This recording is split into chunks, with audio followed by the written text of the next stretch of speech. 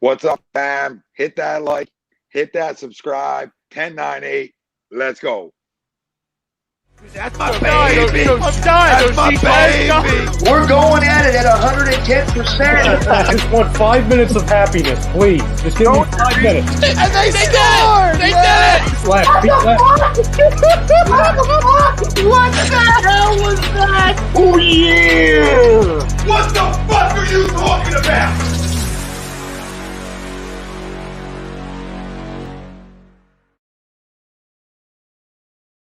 Welcome in, everybody. This is HUD Wednesday nights only on HUD Radio. Every Wednesday, we are brought to you by the Counseling Center and Sunrise Detox. We know many of us and our families deal with mental health and addiction issues. We are happy to support the Counseling Center and Sunrise Detox. If you need any help, please call 856-651-8117. Tom Arnone, Ryan Brodo, Ralph Delvecchio, Noe, Frank Vespi, Greg Mwakovic. Be joining us in a few. We'll do Sixers Wizards post game at the end of the show. NBA playoff updates. We'll circle the league. I know Ralphie's excited about a little 1-1 series tie. LeBron's never been down 2-0 in the first round of the playoffs, which is pretty good. I'll say it's pretty good, and some big shots last night out of the King. So we'll circle the NBA playoffs and have some fun with it. Obviously, the other LA team down 0-2. Hate to see it. Hate to see it, baby. Just hate to see it. I guess it wasn't Doxford after all. We'll do Sixers live Q&A with the family, so make sure you're commenting in and talking to us throughout this game. Ben, obviously aggressive early. There's another bucket for 2-5 right there. And then obviously we have Sixers versus Wizards live reactions, and that's going to tie into our poll question, which is brought to you by bodycheckwellness.com. You can use promo code A2D. Get yourself 20% off at checkout. That's bodycheckwellness.com. Code A2D. 20% off at checkout. Our poll question for tonight: the Philadelphia 76ers will win in convincing fashion in Game 2 against the Wizards. Do you agree or disagree? Let us know. Facebook, YouTube, Twitter, Twitch. That's where we're live. Everywhere you get your podcasts, we're there as well. Hit the like, hit the subscribe, join the conversation tonight. And to get the party started, I'll say disagree in convincing fashion. I believe they win this basketball game. I was saying disagree before the game started. That's where my head was at, just because this Wizards team, they have 2 stars, and I feel like when you have 2 stars, they'll make the game close. But again, I think the Sixers win this, and I don't think the series goes any further than 5. Honestly, maybe the Wizards steal a Game 3 or Game 4 in their building, and that's about as far as that's going. And maybe it goes 5. But in terms of tonight, convincing fashion, I don't know what's convincing. Like double digits, win by 20. Like convincing is a weird thing when you talk about NBA basketball games, because I don't think they're going to have like a double-digit lead throughout this game. Maybe late in the fourth. Could they cover, which is 8 right now? Yeah, maybe they can cover, win by 9 or 10. But I think this overall through the first 3.5 quarters, I think it's going to be a close game. Do I think the Sixers pull it out? Absolutely. We're too good at home. We're a number 1 seed in the East, and when you're a number 1 seed in the East, you can't cough up this game. Like bad teams would do, right? So I think they got to win this game, and convincing doesn't matter to me. And I've been pretty clear about this from Jump Street. If anybody needs convincing to convince themselves, go jump off the nearest bridge. Seriously, because I don't need convincing. I need wins. I need to pile up wins. What, I got 15 more to cut the nets down, right? So I don't care. After tonight, I'll be 14 more. So I don't care how you get to 15, because on Broad Street, we're not going to be like, well, they didn't win convincing. We always talk about this. It doesn't matter. Just go get us a dub tonight, the 2-0 series lead. Nobody's going to remember how you won series, right? And I think we can all agree on that. I think anybody out there, I think there might be a lot of agrees tonight too, and convincing people to believe to blow this team out. I think this team's tougher than people give credit for. They played really well down the stretch when Westbrook and Beal started getting their chemistry together. But we'll see. I think they're a better basketball team, obviously. And again, what's convincing? Convincing's like closing the game out late in the fourth. You know what I mean? Like, so Yeah. To me, it's a close game throughout, just like it was the other night, right? We really didn't separate until the third quarter, where I think we outscored them by like 7 or 8 in the third. But if you go leading up to that, they were up one halftime. So people could be upset about that game. Oh, they didn't win it convincingly enough. No, we got out with a win. And that's all that matters when you're talking about the playoffs or just games in general. We talked about this during the regular season. me Ryan ad nauseum. I mean, I know on Monday you spoke a lot about, like, dude, it doesn't matter how you win. Like, we won 8 games in a row, and people are like, well, yeah, I don't think we're good enough. I don't think we're tough enough. Things are going to expose us in the playoffs. No, your winners 8 in a row. You think they're all going to be pretty? No, they're not all going to be pretty. But you won a basketball game. And just like tonight, just go win a basketball game, and I believe they do. Right? I bet them just because I'm like, Jesus. Bless you. I think I got that in the eye. It's got right. Just we'll wipe it out. Thanks. Nothing to see here. Bless you, though. Thank you. Guy puts me. Guys right underneath me. Obviously, that came up into the nostrils. But Ben starting out good tonight. Obviously, he took a lot of criticism for some reason in game 1. I'm very critical of Ben. 15 assists, 15 rebounds. There's nothing to be critical of. But again, I disagree with the whole family out there. Let us know the Philadelphia 76ers will win in convincing fashion in game 2 against the Wizards. Agree or disagree? And right now, Sixers up 19-14. I know Ralphie's ahead of everybody in the country, but for us that are 3 seconds behind Ralph, that's the score right now. We'll make it 19-16. Sorry, Ralphie. Boys, everybody out there, chime in. Let us know wherever you're tuning in from, Facebook, YouTube, Twitter, or Twitch. And again, everywhere you guys get your podcasts, we're there as well. Make sure you guys like, make sure you subscribe, make sure to follow, and definitely make sure you join the damn conversation. So, boys, go ahead. Ralphie, since you're ahead of all of us, why don't you go first? I disagree to the poll question as well. And Tommy, I love the points that you were making about, what is convincing? Is it double digits? Is it beating them by 35 points and the game's over at halftime? I just think the Washington Wizards are such a tough team. And I understand they only have really Westbrook and Bradley Beal, but they showed you in game 1 that if you let them stay in the game, they'll make this game very, very competitive for you. And then obviously we saw in game 1 in the third quarter where, the Sixers got on their run and they looked like the Sixers the regular season and they were unstoppable. And then obviously they won game 1. So for the poll question, I'm going to go disagree. No, I love it. I love it, Ralphie. It doesn't matter how you win. It didn't matter how you guys won last night, right? Yeah, right, yeah. Yeah, I'll just continue on this trend. To me, like you said, Tom, we've talked about this ad nauseum during the season. I don't give a damn how you win the game. I don't care how many points you win the game. Like, listen, is it better? I don't even want to say like morale booster because the best morale booster is a W on the friggin' score sheet at the end of the day. But like, I get it, like a 20-point blowout or 25-point plus blowout. Like, of course, we're going to be feeling good about ourselves. But all that matters is win and advance, especially in a series like this. You know what I'm saying? Where this really shouldn't be going anywhere close to, 6-7 games, 4 games, 5 games at the most. Get the hell out of there.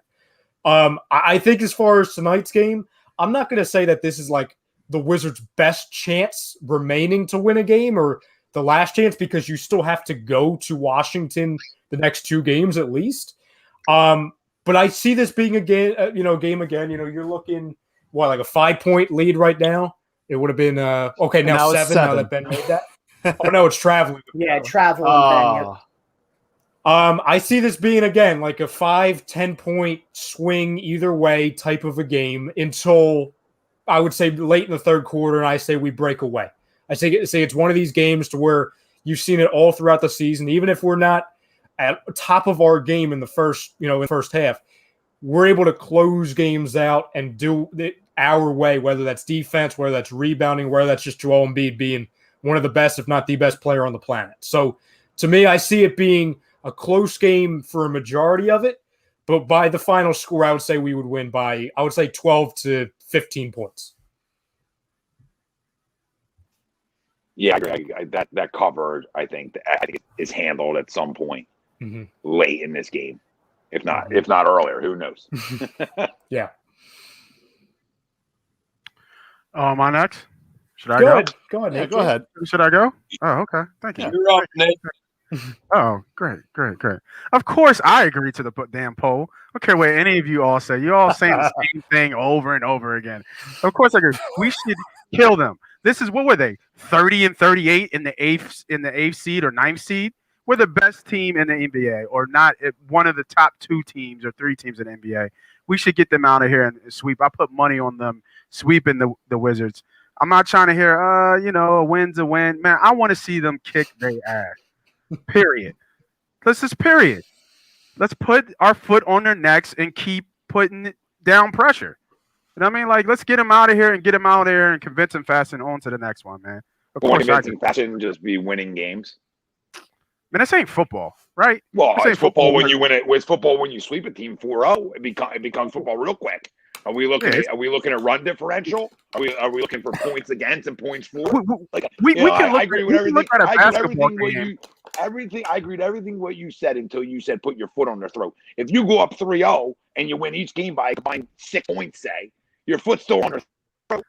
Tom, where are you? Is that a OnlyFans? Is that leopard print in the back? What's going on? Where you at? If it was OnlyFans, I'll be making a lot more money. Or maybe not. A lot less. Maybe not. Just keep the socks in the backwards hat on. You'd be good. Nah, it's just a little hotel room.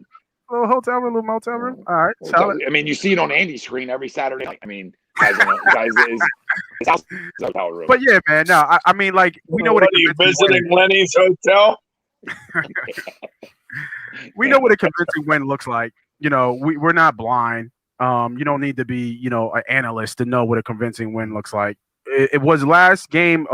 I think they had control most of the game, especially in the first half. Right, the first half, Harris went off, and we had a convincing lead. They let them creep back. That's what it is in basketball. We go on these runs, where they kind of creep back, and they kind of kept it close, but we pulled away. And I want to see this. Like to Ryan's point, maybe it is close in the first half. But we need to start separating ourselves and not look like we struggle to get past Washington. Even though if we sweep them, I don't want us to look like we struggled to get past Washington. I want this to be a convincing win. So I agree to the poll. Noah? All right, cool. I guess I'm up. Awesome. My first time. Yeah, that pause was mean I was done.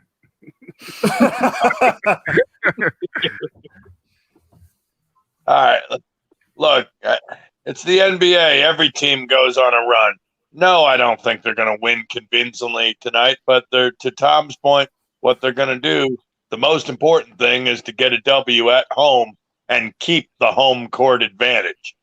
So it's critical for them to go up 2-0, and then that really puts the pressure on the Wizards, taking the series down to Washington for Game 3.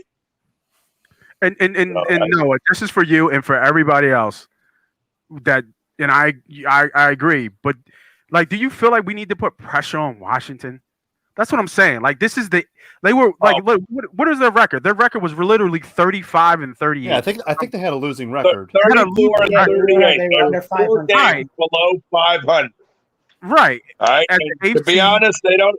To be honest, they don't even belong in the damn playoffs. But exactly, that's my point. You don't want to give them any hope whatsoever. So, whether you win by a point tonight or win by 21, just take care of business tonight. And I disagree. I disagree. Give yourself a chance to sweep the series, which is what you want. To get as many days off, and most importantly, get Embiid. The days off that he'll need before the next series.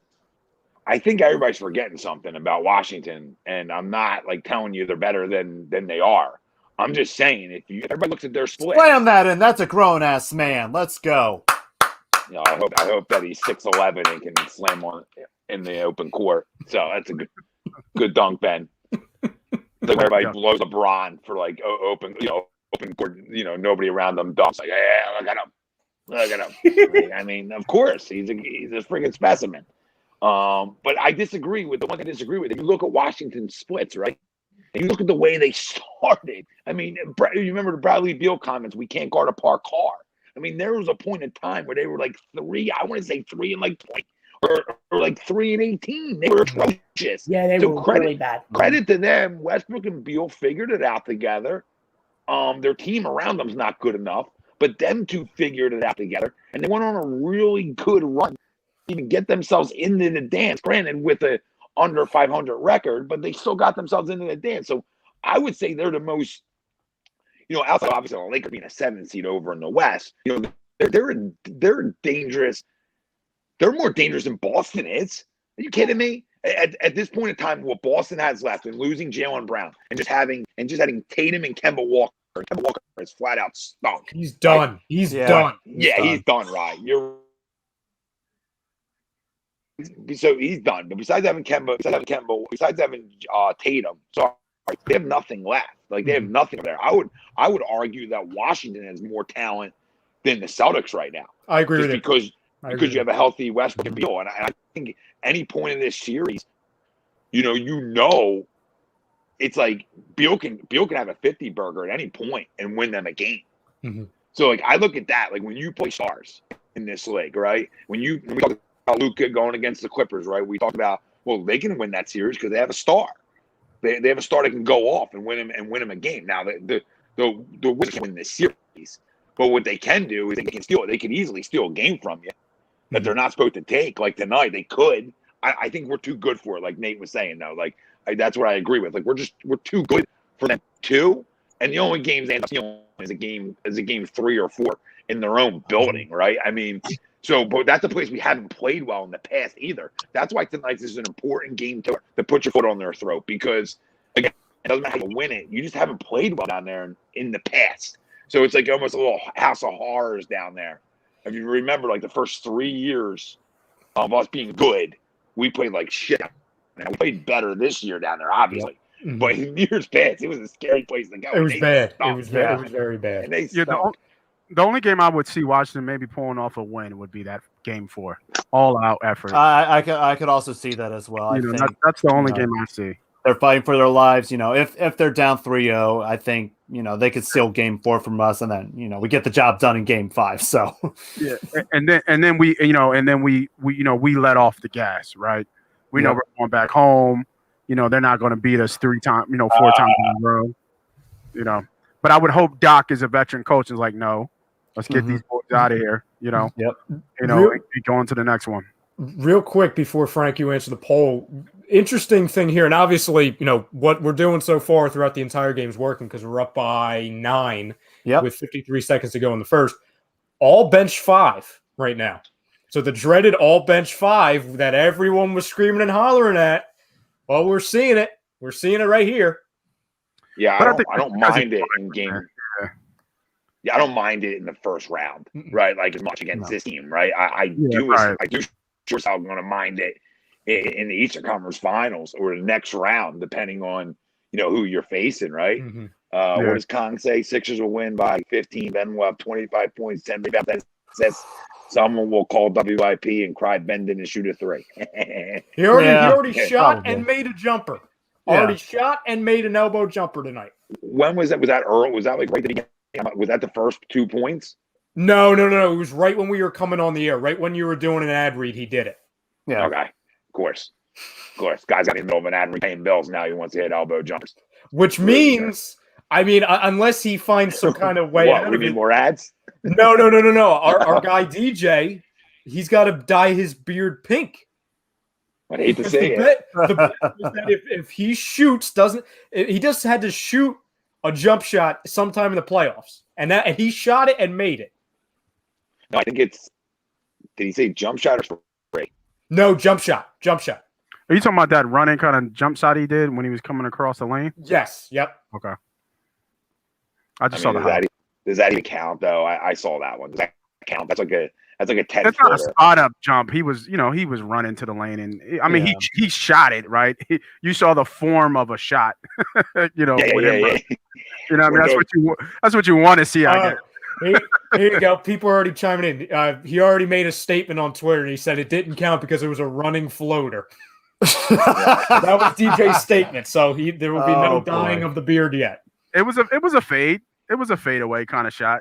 You know what I mean? I give it to him. You got to dye your beard pink, bro. Either way, whatever we call it, it was delicious. I want more of it. Whatever it was, it looked good. Yeah. You know what? Even more delicious, right? If you can extend that another 5 feet, right? I'll take another 3. Another 3 feet in your repertoire. Jeez. Yeah. The bench is playing well too. Yeah, they are. Yeah, I have very little complaints so far. Frank, to the poll. All right, so to the poll, my first question is for Ralph. Ralph, since you're ahead, do you already have the final score? No, not yet. Not yet. Okay, so we're good. All right. To answer the poll, I see now the issue is, how do you define convincingly? That's the one thing. So throughout the entire game, you never thought for 1 second, there was not any percentage of you that thought, we might lose it. No, I don't think we're going to lose game 2 one bit. Okay. So I do believe we are going to get the win. Oh, you're good there? Oh yeah. I do believe we're going to get the win. Am I going to say we're going to blow them out of the water like 20, 30, 40 points? Probably not, but I could see us win possibly around double digits, at least the beginning of double digits with around 10 points. So they'll cover. It'll cover. Okay. We will get the cover done. Now, I saw leading up to the game that there was a line for total points for the Sixers to be over 130, and it's a plus 450. Nate, do you see anything leading to a possible 130 spot for tonight? Is that a live bet right now? It was leading up to the game. I don't know what the current odds are for 130 right now. I think it was only one game they went over 130 against Washington. I think everything else has been like 125, 126. Yeah. I think the over would have been a good play if you would have played it. Like there was some double bets on FanDuel, like the over in Philly winning. But that's a little high. That's why those odds are like that. What was that? You said plus 400, right? Yeah, it was at 450. Yeah, that's a little high. That's gambling at that point. I don't think that's a good bet. All right. And luckily I didn't put any money on it. No, I did not. Yeah. I wish I could, but not tonight. There was a lot of people that I should have put it in the A2D radio Facebook chat. There was a lot of people that hit me up and were talking to me about games, and a lot of people were on Dallas last night, and I didn't know that, but a lot of people bet Dallas last night. What, and I said, outright? if you would have bet Dallas, like outright, like on the money line, like they were all over Dallas yesterday. And I thought the line was over that 8. I was all over that 8. Yeah, sure. I like the points for sure, but they were on Dallas like outright winning. And there was a couple people that I knew was on Memphis too. You know what I mean? Like the dogs were barking. Game 1 for sure. Well, I think especially in the Western Conference, it's been so, and we kind of talked about this for the last handful of weeks before it officially began. We kind of saw it going out like that to where the Eastern Conference, it's going to be all calm and cool, and you could probably go with chalk, especially in the first couple rounds here. The West, especially because you've got the Lakers, obviously, at the 7th seed, and then Memphis is playing really well, entering the playoffs, and then Utah, they're not with Donovan Mitchell, and then the Clippers, they're frauds. They really look like frauds right now, to where you can have these underdog seeds steal a couple games just based off of how the West is all formatted. You know what I'm saying? So where this entire Western Conference, I think all the way through, I think it's going to be a war zone. I think every game there's going to be something crazy that's going to happen. Yeah, and that Utah game did surprise me because, regardless, Utah's a tough place to get a win. It is. I mean, like it's always been tough to get a win in Utah. Yeah, we've heard. Yeah, right. So I was kind of shocked that they beat them like that. But the Memphis is an athletic team. You know what I mean? And Ja was balling. So what's funny is, and all you guys, is like what would translate to success in March for college basketball, right? Great guard play, right? Great guard play translates to success. When you look at Memphis and you look at Morant and you look at Dylan Brooks, who might be one of the most underrated 2 guards in basketball. All he did was score at Oregon, and all he's doing is scoring in the league. And Utah's not the same team without Murray. Without Mitchell, obviously. They're not the same team. Not that I'm a big Donovan Mitchell fan, but I also think they're the most overrated 1 seed of all time. Of all time. I don't know if there's a more overrated 1 seed ever. Look at the Western Conference. I can give you 4 teams, probably, maybe even 5. That if I was like, they're the 1 seed, you'd be like, all right, makes sense. Like Utah doesn't have that 1 seed curb appeal to them, as other teams have in the past. Apparently, according to Mike Parker, Andrew Knapp got hit in the family jewels again Jeez. for the second night in a row. So, Jeez. Say that, Phillies. yeah, that's fitting Anybody for have a this score season. update? Anybody have a score update there? It's 1-0. Phillies. Phillies. Gotcha. 1-0 Phils, bottom of the third. Yeah, no. Oh, wow. Noah hasn't given up a run yet through the first inning on the road. Nope, not yet. Shot. Times. Parker said that Andrew Knapp's coming out of the game. Well, yeah, I mean, listen, he doesn't have any of them left. He doesn't have any of them left now. Oh, damn. Who's coming out of the game for?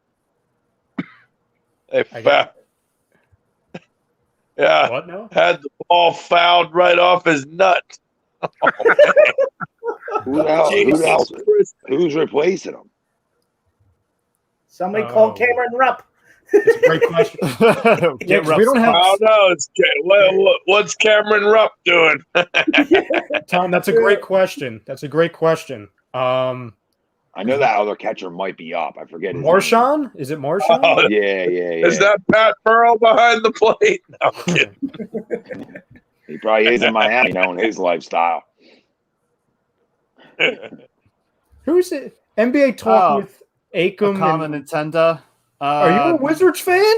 They are Wizards fans. They are from You're the not. Washington Who are area. you smacking? You're not smacking. Are you We're serious? smacking you by almost double digits right now. I say that and he just freaking come on, Tobias! Don't turn on the freaking no. Here we go. Here we Don't go. do this to me now. I don't think I've ever met a Washington Wizards fan, Washington Bullets fan, or whatever. Yeah, I'm just trying to think, like, who was on those Bullet teams that even like Washington? Come on now. Yeah, like He's 1 for 2, Manute right? Bol. Did DC play for Chris Washington? Chris Webber, Juwan Webber. Howard. Juwan Yeah. No, he Howard. was the Nats. DC was the Nets, not the Wizards. Yeah, they had them two for a minute, but that's all they've had. George Mirasan. Oh my God, George A. Murasan. You talking about the center? That center? Yeah, that Romanian guy. Was he like 7'3", 7'4"? He was like 7'7". He was just as tall as 7'7". Yeah. Yeah, I remember him. Yeah. He played in the Sean Bradley era. That's right, Mike Parker. He says the best Wizard of all time is Michael Jordan. That's right. Oh yeah, okay. Kwame. Kwame. Oh yeah, Kwame. Oh my Brown. God. Yeah. Kwame Brown. Careful. Who else was on that team? Wasn't oh man, I forget his name. Who? Wes Unseld. Was there a young Rip Hamilton on that team? Yeah, Rip. There was. Rip, yeah. Rip. Yeah. And then like those playoff teams in the early 2000s, you had like Agent Zero, Gilbert Arenas, and then like the gun thing happened and he's off the team. Yeah. Just the gun thing. The gun thing. Oh, I didn't know I wasn't allowed to bring a loaded gun to work. Shit. What the hell? Not nowadays, man. You know what I mean? I don't know if you guys saw the video. There was a lady who cut somebody off and the guy gets out and literally starts shooting up their car. Oh, jeez. Like it's insane. She had 2 kids in the back. Like it's crazy. It's bad out there, bro. Like it's not. It's terrible. Yeah, man. Yeah, what happened? What happened? What was it today or yet? Never mind. Probably a good call, Noah. Probably. I don't know what you're gonna say, but it's probably a good call. Dude, it was awful. It was a shooting somewhere. I forget where. You said never mind. You said never mind. We got 39-35. He's talking now, about so the shooting from the 3-point line is terrible. Oh yeah. Washington on a little bit of a run right now. Yeah. But yeah, an all bench unit right now outside of Tobias. And speaking of Tobias, gets a Kawhi roll. There we go. 41-35. Ben Oh, good D. There we go. smothering him. Really good day. I can't believe there wasn't a call on that at the end. That just looked like a foul at the very end. What happened there? Stepped out of bounds? I think so. Yeah. Yeah. By By the way, Simmons already has 12 points. Oh, there we go. He doubled game one. Great What to is hear. Joe? Yep. What is Joe? What the rest of them all got right now? Embiid is 1 for 4 with 2 points. Tobias is 5 for 6 with 10 points. Danny is 1 for 2 for 2 points, and Seth Curry is 2 for 4, 1 for 3 from 3 for 5 points. Good, other guys going. I like to see these other guys going a little bit, especially Tobias and Ben. Yeah, we already know what Joe can do. Mm-hmm. You know what I mean? Nobody's concerned about Joe. So these other guys step up and, obviously in game one they both did. Ben not scoring. Woo! That baby. There you go. Ben not on the scoring side of things, but definitely on the other side, having his handprint all over the game. And Tobias, with a 37 in game one. I mean, dude, we were so scared coming into this, guys, on what both of them were going to do, right? I mean, it was a big conversation on, we know what Joe is. We know Joe can carry us to an Eastern Conference Final. But are these two going to be good enough to get us past that, right? That's been the conversation. Not getting there, getting past. And I think what we're seeing in these first two games is both of them are showing they're ready for postseason basketball. Mm-hmm. If they have 12 points, to a quarter and a half.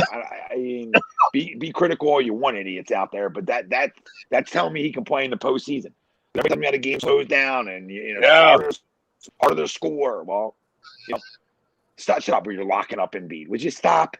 I will put this out to you. You thought you were locking up a game one. He still had 30, and probably maybe it was up and down game of the season for him, and he still dropped 30 on you. So I would be very careful without trying to wake up a sleeping giant right now. I wouldn't wake him up, and he might have 5 on you, 3 straight games in a row, and then you guys are crying. Westbrook's crying. Beal's talking about park cars again. All right, and then you guys are done. Going back on the Tobias Harris thing real quick, Tommy, it was weird too because we were all watching the game, and you look at it and it was like, damn, he had 33, but it felt like a quiet 33, like a very quiet 33. And it's like, holy shit. That's because he disappeared in the second half. Tonight. Mm. You know what I mean? He had 30 all in the first half. And he just went quiet because it was the Embiid show after that. Yeah, I was going to say, it's not even – I know I completely agree with what you're saying, Nate, but it's there's a difference between, Tobias Harris disappearing, quote-unquote, in that game, in game one, just because it was the Joel Embiid show, and, Ben Simmons disappearing to where he has no impact on the game. It's just – it's not even – because I know what people were saying, Tobias didn't build on his first half. It's no, he didn't need to. He didn't – it was Joel. It was okay, Joel, because he only played, I think Joel only played 9 minutes in the first half in game one just because of the foul trouble. So okay, Joel's actually going to be on the court. Are people idiots? Because, I mean, the last 2 postseasons I've watched, well, really last year doesn't really count, but especially the year before, right? Tobias was real man. Mm-hmm. Okay? So for him to even score 30, I don't give a shit if he did it in the first quarter and shoot around. I don't care where Tobias. For him to show us that he can bring that level to a playoff game is such a good feeling. Now, granted, Nate's right in terms of he didn't have a big second half. He came to Joe show, which is fine. I mean, score 30 every first half. Joe can take second half. We're all feeling good about ourselves. But that's such a breath of fresh air because that was the one guy we were really concerned about. Can he be the other guy? Mm-hmm. Can he be the Batman? Can he be the Robin, the Batman, scoring wise? Mm-hmm. So that's a really pleasant sign that your 2 star scorers, air quote, are both over 30 plus in game one of the playoffs. I think you can only build off of that, and it gives a guy like Tobias a ton of confidence that's obviously needed for him. Joe never needs confidence. Mm-hmm. Tobias, a guy I feel like can use a little ego boost once in a while, right? Nobody really talks about him a lot. But I think that's the biggest thing we can take in game one. Is him scoring over 30 is such a big thing for us. And it says on the screen, most points by a 76er in a playoff game since Allen Iverson did it, and that's 37. So, I mean, that's gigantic. And to your point, Tom. I like to punch that stat guy in the face. But, besides that, Why? I would like to just stop. I mean, don't ever – I know it's just a stat, and it doesn't – you're not saying anything, stat guy who threw that graphic up. But I like to backhand you for even putting anybody in the – the only guy you should be allowed to show on screen with AI is Joe. Like, Oh, he's all over the place. He's all over the Oh, place. Tobias. I was surprised that I had more than 37. Get him off the court. Yeah, you gotta take a timeout. Oh shit. Oh Jesus. Oh no. Fuck. Can't have nice things. We fucking can't have nice things. We sit here, I'm literally on hands He's and going knees for this right guy. back. Yeah, On right. hands and my knees. I mean, my mouth can't be any more full talking about Tobias Harris. And then we rip an ankle in half. The only positive is I don't think they play for another 3 days again. And then another 3 days after that. The most drawn out thing in the world. That, like, even if it's like a high ankle sprain, he can be back by the Eastern Conference Finals. It's not a. Yeah, I mean, he's walking. He's walking off. Let's just hope there's a little sprain piece. Yeah. You know what I mean? If it helps, the next game for us, it's Saturday, correct? Oh, Friday? Okay, Friday. All right, so. Listen, like, we don't need Tobias Harris to get past the. Wait, what? Friday. It's Friday. I think it's Friday, yeah. What? So, hold on. The NBA. Yeah, would you grow up? Why would you put 1, 2? It's Saturday. Okay, I'm wrong. I'm fake news. I'm fake news. Thank you. I was going to say, why would you shorten it up to travel on a travel day? Because Adam Silver just loves us so much. Wait, when's game 3? Friday or Saturday? Saturday at 7. Yep, turn that set up. Saturday at 7.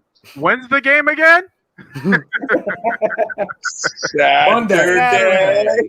Monday, Nate. Monday. The day after Friday. But honestly, even just like worst case scenario, even if you didn't have the bias for round 1 and round 2, the rounds you should win. Even without them. Yep. They're rounds you should win, even without them. Yep. But I don't. Of course, this would happen, right? Of course, I mean, Ben Simmons is freaking amazing. Like he's doing what we all begged him to do. He's everywhere. We're celebrating. We're talking about Tobias Harris. He's officially arrived in the playoffs, and then this is what happens. This is what happened. It might be nothing. It might be nothing. Going back on Tobias real quick. It's just that sucks because now you're gonna, if it is a serious injury and he keeps him out for a couple of weeks, you're losing a guy that scores 20 to 25 points for you in your starting 5. So now coming back, and he's going to be rusty. Just relax, okay? Thanks, Ralph. Just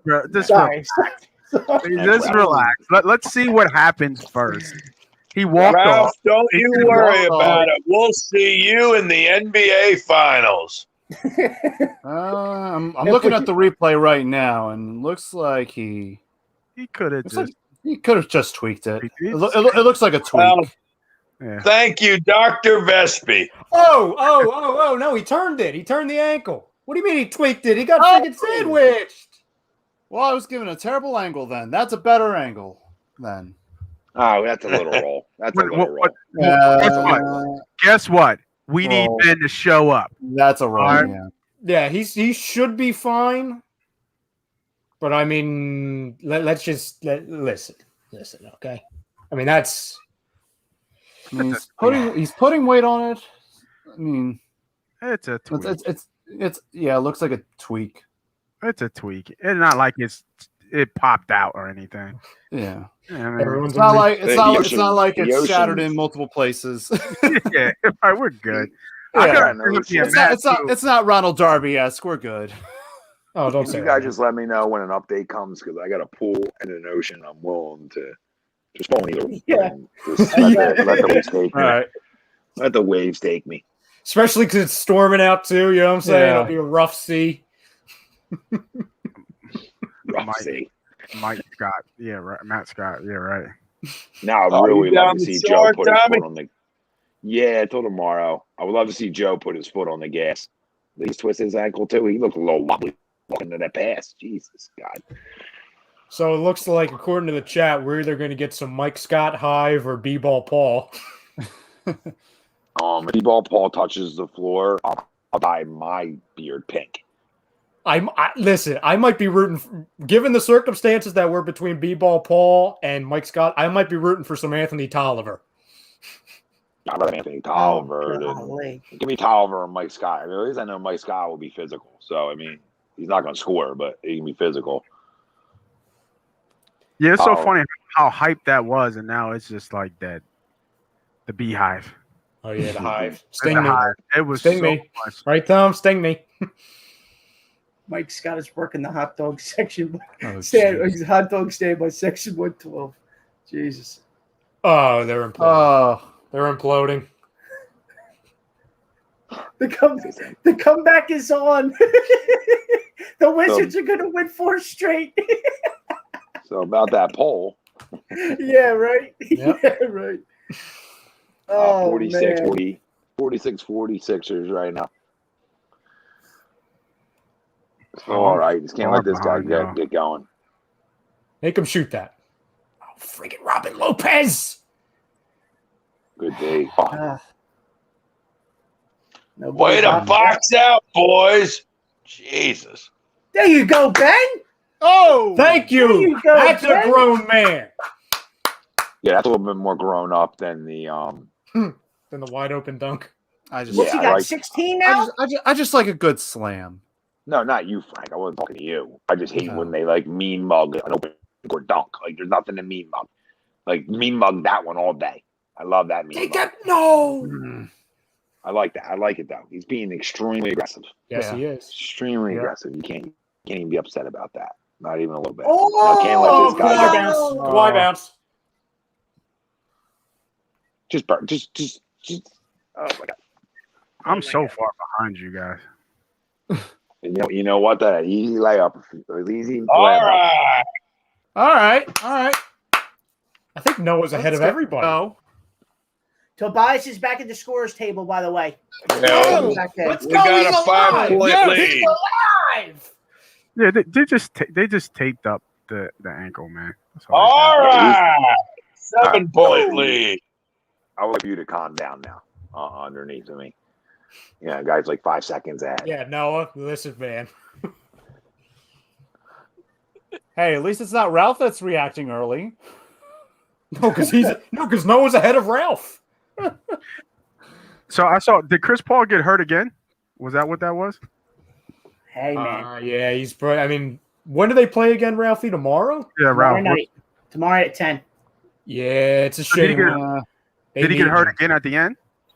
Dude, No, they he didn't even. Yo, Nate, he didn't even play in crunch time last night. Mm-mm. He only played 23 minutes last night, and Cameron Payne literally started basically the whole entire second half. I was gonna say, did he even play any of the second He half? checked in for like it felt like 4 minutes in the second half, and then he was done for the rest of the night. His whole And then career they showed. like that. That's so insane. They actually showed coming out of halftime him taking off his warm-up, and somebody had to help him take off the warm-up jacket off of him, like over his head and everything. His shoulders that screwed up. Yeah, Mm-hmm. That's a damn shame because they need him. yeah. He's the glue. They're not winning this series without him. Nope. Yo, Toby's on the floor now, so we're good. He's asking it with Toby on the bench. So He'll be fine. I wasn't worried yeah, about we're it. fine. We're fine. Yeah, he's back. We're good. Yeah, we're good. All right, back to our regular schedule program. Let's give me the sweep. Let's get that sweep going. I'll tell you what, if it live plays right now, whatever his live numbers are, I would go under whatever his live points are. What is his live points? Oh, they don't have it on the board. Come It's gotta be on. something. Okay, I was gonna say it's gotta be something. Late freaking call though. Damn, Bale's got 18 points already. Jesus. It's a Yeah, he's gonna get his. quiet 20. Like I didn't even see it.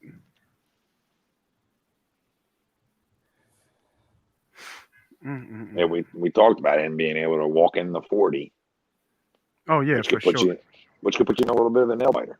You know what I mean? Well, what Yeah, was it? so Game? far. Oh, Go go ahead, ahead. Ryan. No, No, go go ahead.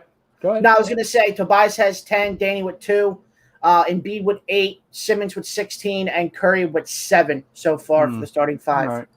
Yeah, really bounced. Really balanced. A lot of different guys who can hurt you. I think that's something we talked about this starting five about. Now you got George Hill in the starting five. No Danny Green currently. So a little change up. How to avoid Tobias. Okay. Ankle's fine. Ankle's back. Yep. Ankle's fine. Ankle's back. What was it? Game two that Beal had like 60 something and they still lost. Koala just popped it back. Yeah. Brother Bill got going right now too. Yeah, Bill's gonna give us 40 for sure. Ralphie, what does Westbrook have? So Wizards, Hachimura has 6, Len has 4, Westbrook has 8, Neto has 0, and Beal has 22 for their starting 5 as well. Shocker, Neto has 0. I was about to say, don't so good. Joe's so good. He's so good. I mean, that kind of touch. That kind of touch is a big man. He's off to like a slowish start, Tom, and he's still going to get like 32. Yeah. Oh yeah. He'll get here. Yeah, Bill's filming. Oh, that's a foul. Oh. Okay. Damn. NBA talk with Acom says 50 points for Beal. Yeah, probably. I mean, I could see. Yeah. I mean, you guys are probably still going to lose, but yeah, I mean, you guys can have 50 for that. So knowing Ben Simmons has gotten off to the hot start, but also knowing that occasionally he can get off to a really good start, but kind of simmer out in the second half. What's everyone's predictions on what Ben Simmons will finish with in this game? 24 points, I'm going to say. So you think he'll have 8 more points for the rest of the game? Yes. Okay. Yeah. Frank? I'm going to say, let's go 28. Okay, so you're going 12 more. Nate? I think he'll get me, looking at his stat line 16, 5, and 3. I think he has, I say 25, 9, and 8. I think he'll flirt with that triple-double. Okay. Tom? You want his whole stat line? Sure. You can say it, 25, 9, and 8. It's all right.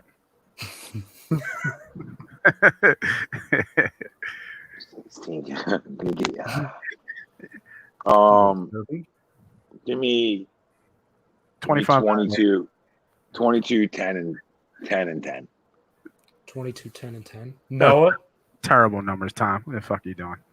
Because I see him do what he does a lot, which is score early and then not score late.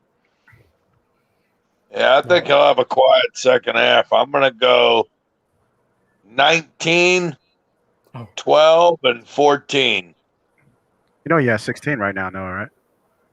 Yeah, I know. What, you think he's going to shoot a 3? Just making sure. Yeah. I'll go 23, 10, and 9. For my full stat line, I'm going to go 28, 11, 9. Yeah, he'll flirt with the triple-double for sure. Yeah. I think he'll get there. Because you got to think about Joe, right? Joe only has, 10 right now? So Joe's going to get you at the very least 20, 25. You know what I mean? So, and at least 4 of those are going to come from Ben. Those two are feeding off each other right now. Yep. Simmons and Tobias. And then this freaking guy. Go away! Not going, dude. That's why I said not convincing per se. Because he can just keep you in a game. You know what I mean? Yeah. He can go for a 45 piece and keep you around. Keep them around. Which, no bueno. Somebody said, Ricky B says, is it just me or these refs been absolutely terrible the entire playoffs? James Jackson said the same thing. Yeah, they've been very inconsistent. There you go, George. Go on. Woo! All right. It's big to see. It's really big to see from George Hill. I know he had a decent game 1. It's just big. It's big. You need a guy like that, a veteran, to be able to hit open threes. Because he's going to get lost. Yeah, I thought if you play with this unit. I thought this would be a George Hill game. Looking at this game from afar, I thought that What's a George Hill game though? What would you see? Maybe 10 and 5 is a big game for him off the bench. Oh my God! There we go. Gyrations! Gyrations! Gyrations! Gyrations. Love his dry hump. I love his dry hump. Best dry hump in the business. Embiid said this. Embiid just did this on the court.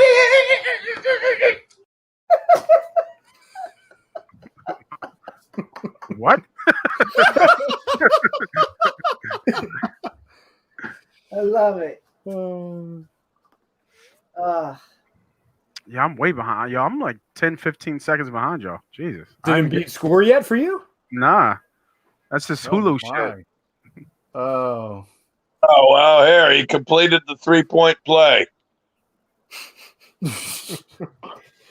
To answer your question, though, Nate, I think a big game, if you're saying George Hill game, I'm saying at least 16, 18 points. Oh, really? Oh, yeah, because he's going to be one of the first people off the bench, so he's going to see plenty of minutes. Is he the first off the bench?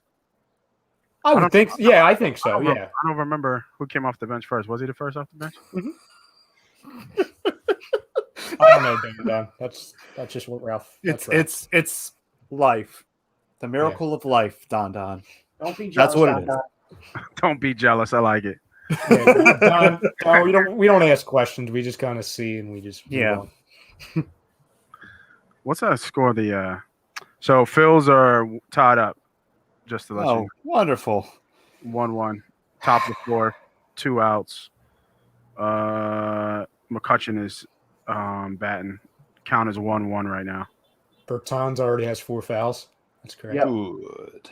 And the Hawks are beating the Knicks right now, 22-14. Yeah, they're deep. Like, I didn't know how deep Atlanta was. Like, Atlanta is deep, man. Yeah, they're just young. That's their issue. They're just young. Mm-hmm. Now, it's only been one game and, obviously, a handful of minutes going into the second, but given their performance in game one, kind of, because we're obviously going to see the winner of that series, is game one kind of change your opinion? Because I think you and I, Tom, were kind of, I don't want to say down on Atlanta. I know people like Atlanta fans were getting mad at us saying that we were disrespecting them. It's not, we were never disrespecting Atlanta. It's just they're young and, they're not really going to pull that much damage in the playoffs. I respect Atlanta right now. They say. So I'm not the least bit concerned about the Atlanta Hawks beating a New York Knicks team that is average. They played above expectations this year. But overall, they're a pretty average basketball team. Mm-hmm. I mean, let's call what it is. I mean, they both have identical records, and they're both about average basketball teams. Their records say they are, and that's what they are. So I think people get a little overhyped. They're a 4 seed. In a normal year, they have no right being a 4 seed. That's all my thing was, because in a normal year, I would feel like Boston and Miami should both be better than that, and and on paper are better than that. Yep. So and have more talent than them. So, the only thing you can say is, okay, Trae Young can scare you in a game. He can go off in a game. But I mean, I don't know. I'll continue to disrespect them. I don't care if they sweep the Knicks. I just don't care. They go further than the second round. Yeah, I just think a lot of hype was around. A lot of hype was around the Knicks too, because it's the first time in the playoffs since 2013, and Madison Square Garden's rocking, and obviously we all saw what happened in Game 1. Trae Young is like, I'm here. I'll put the icing on the cake, and then Trae Young and the haircut they're winning it again. Yeah. To give everyone halftime stat lines real quick. So we're up 71-57 at half. Just going right down, starting with the Wizards. You've got Hachimura with 3 for 4 for 6 points. I mean, he looked like a Hall of Famer in the first half of Game 1. That's Alex Len. Only played 7 minutes so far. 2 for 3 for 4 points. You have Westbrook 2 for 8, 0 for 2 from 3, with 8 assists, 4 rebounds, and 10 points. Raul Neto, shocker, 0 points. And Bradley Beal, 11 for 15, 1 for 3 from 3 for 24 points. And then you've got Gafford with 5 points, Ish Smith with 4, and Lopez with 4 coming off the bench. And then for the Sixers, you've got Tobias Harris, 8 for 9 from the field. Bad ankle and all, quote unquote, with 7 rebounds, an assist, and 16 points. You have Danny Green 1 for 2, 0 for 1 from 3 for 2 points. You have Embiid off to, I mean, he had kind of a sluggish start, but he still has 13 points, 5 for 9 shooting, 2 for 3 for 3. You have Seth Curry, 3 for 5, 1 for 3 from 3 with 7 points. And then Ben Simmons, 8 for 12. That's right. 12 shots for Ben Simmons in the first half for 16 points, 6 rebounds, and 6 assists. And then you've got George Hill with 7 points, Korkmaz 4, Dwight Howard, and Thibault with 3.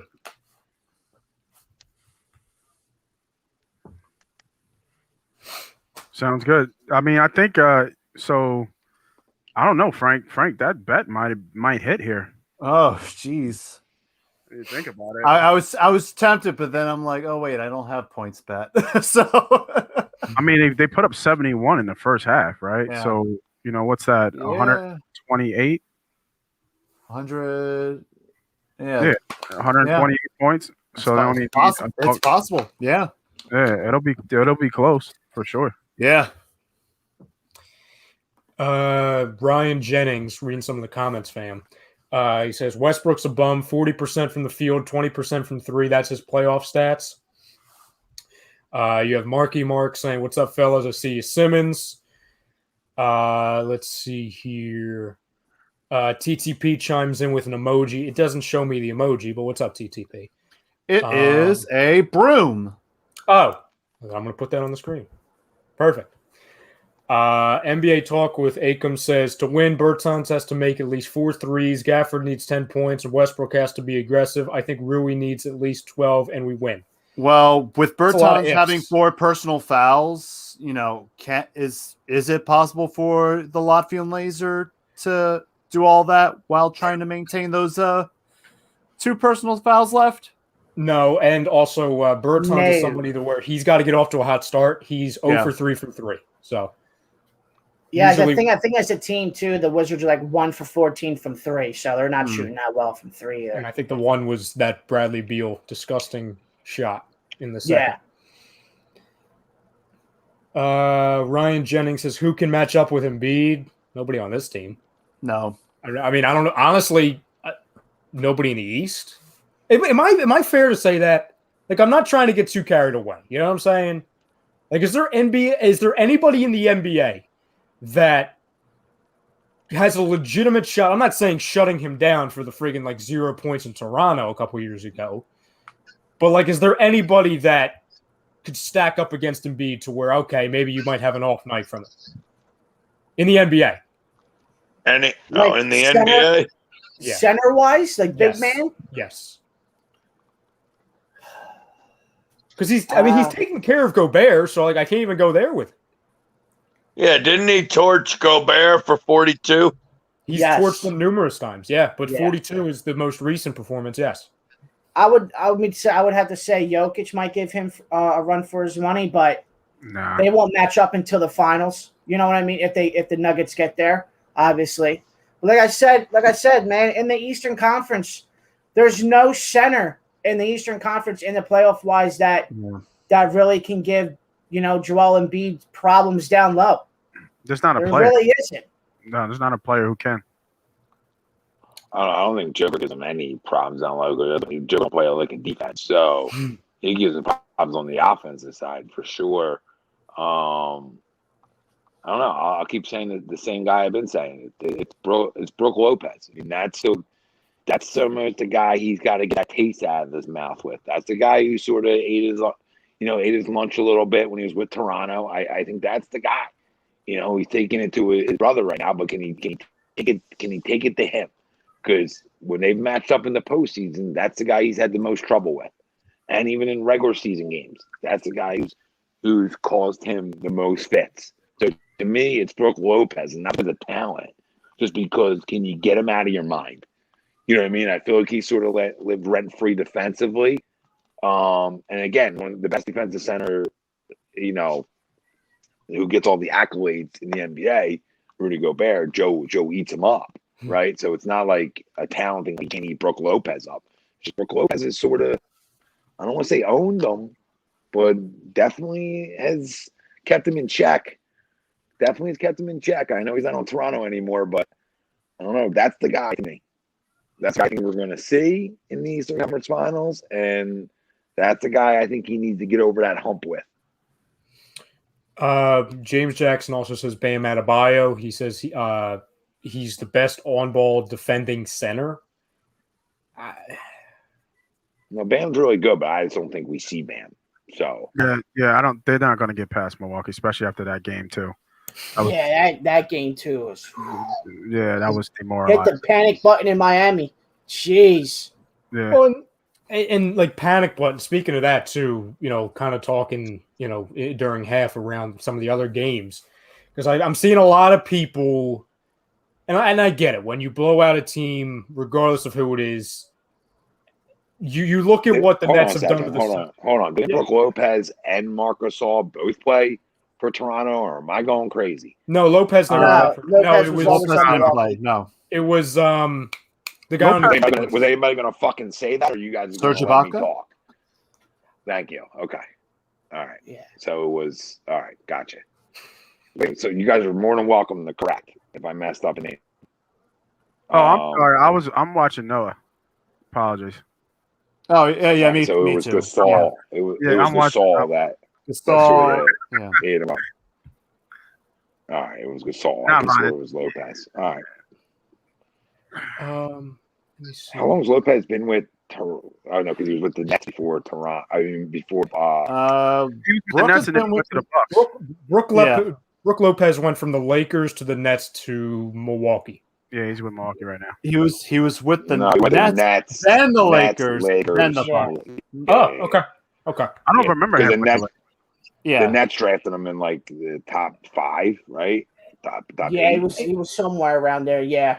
And correct me if I'm wrong. Didn't Lopez? Wasn't he in the D'Angelo Russell trade? Correct. Yes. Yeah. Jeez. Okay. Robin played for Toronto. Ryan Jennings is saying. Okay. Right. Robin did not play in Toronto. Neither. Robin played for Phoenix, New Orleans, Portland, the Hell, Knicks, the Raptors Bulls, don't even play in Toronto now. the Bucks, and then the Wizards. So that's Robin's little history. Maybe they played on the same team at one time, though, didn't they? Yeah, the Nets. Yeah, last year they did. They played together in Milwaukee last year. Yeah, they did. Yeah. Did they play together at all with the Nets together?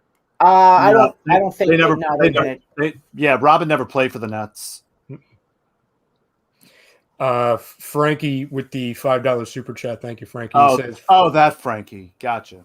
He says, for some reason, I think this is a coach game. I've seen some differences each time out I've seen, so I think Doc Rivers is a winner tonight. Listen, Scott Brooks sucks. Doc Rivers is obviously the superior coach, and I think he's going to be listen, you look just in the coaching aspect, right? And obviously it's not the end-all be-all, but when you look at kind of Brett Brown's issues in the past, and you were seeing he was out-coached by Brad Stevens and, the likes of them, and obviously Nick Nurse up in Toronto. So regardless of who you see in second round, whether it's Atlanta, who has McMillan, who I think we all like, and then you have Thibodeau in New York, I think we would all agree that Doc Rivers, we're more comfortable with him than Thibodeau and McMillan, correct?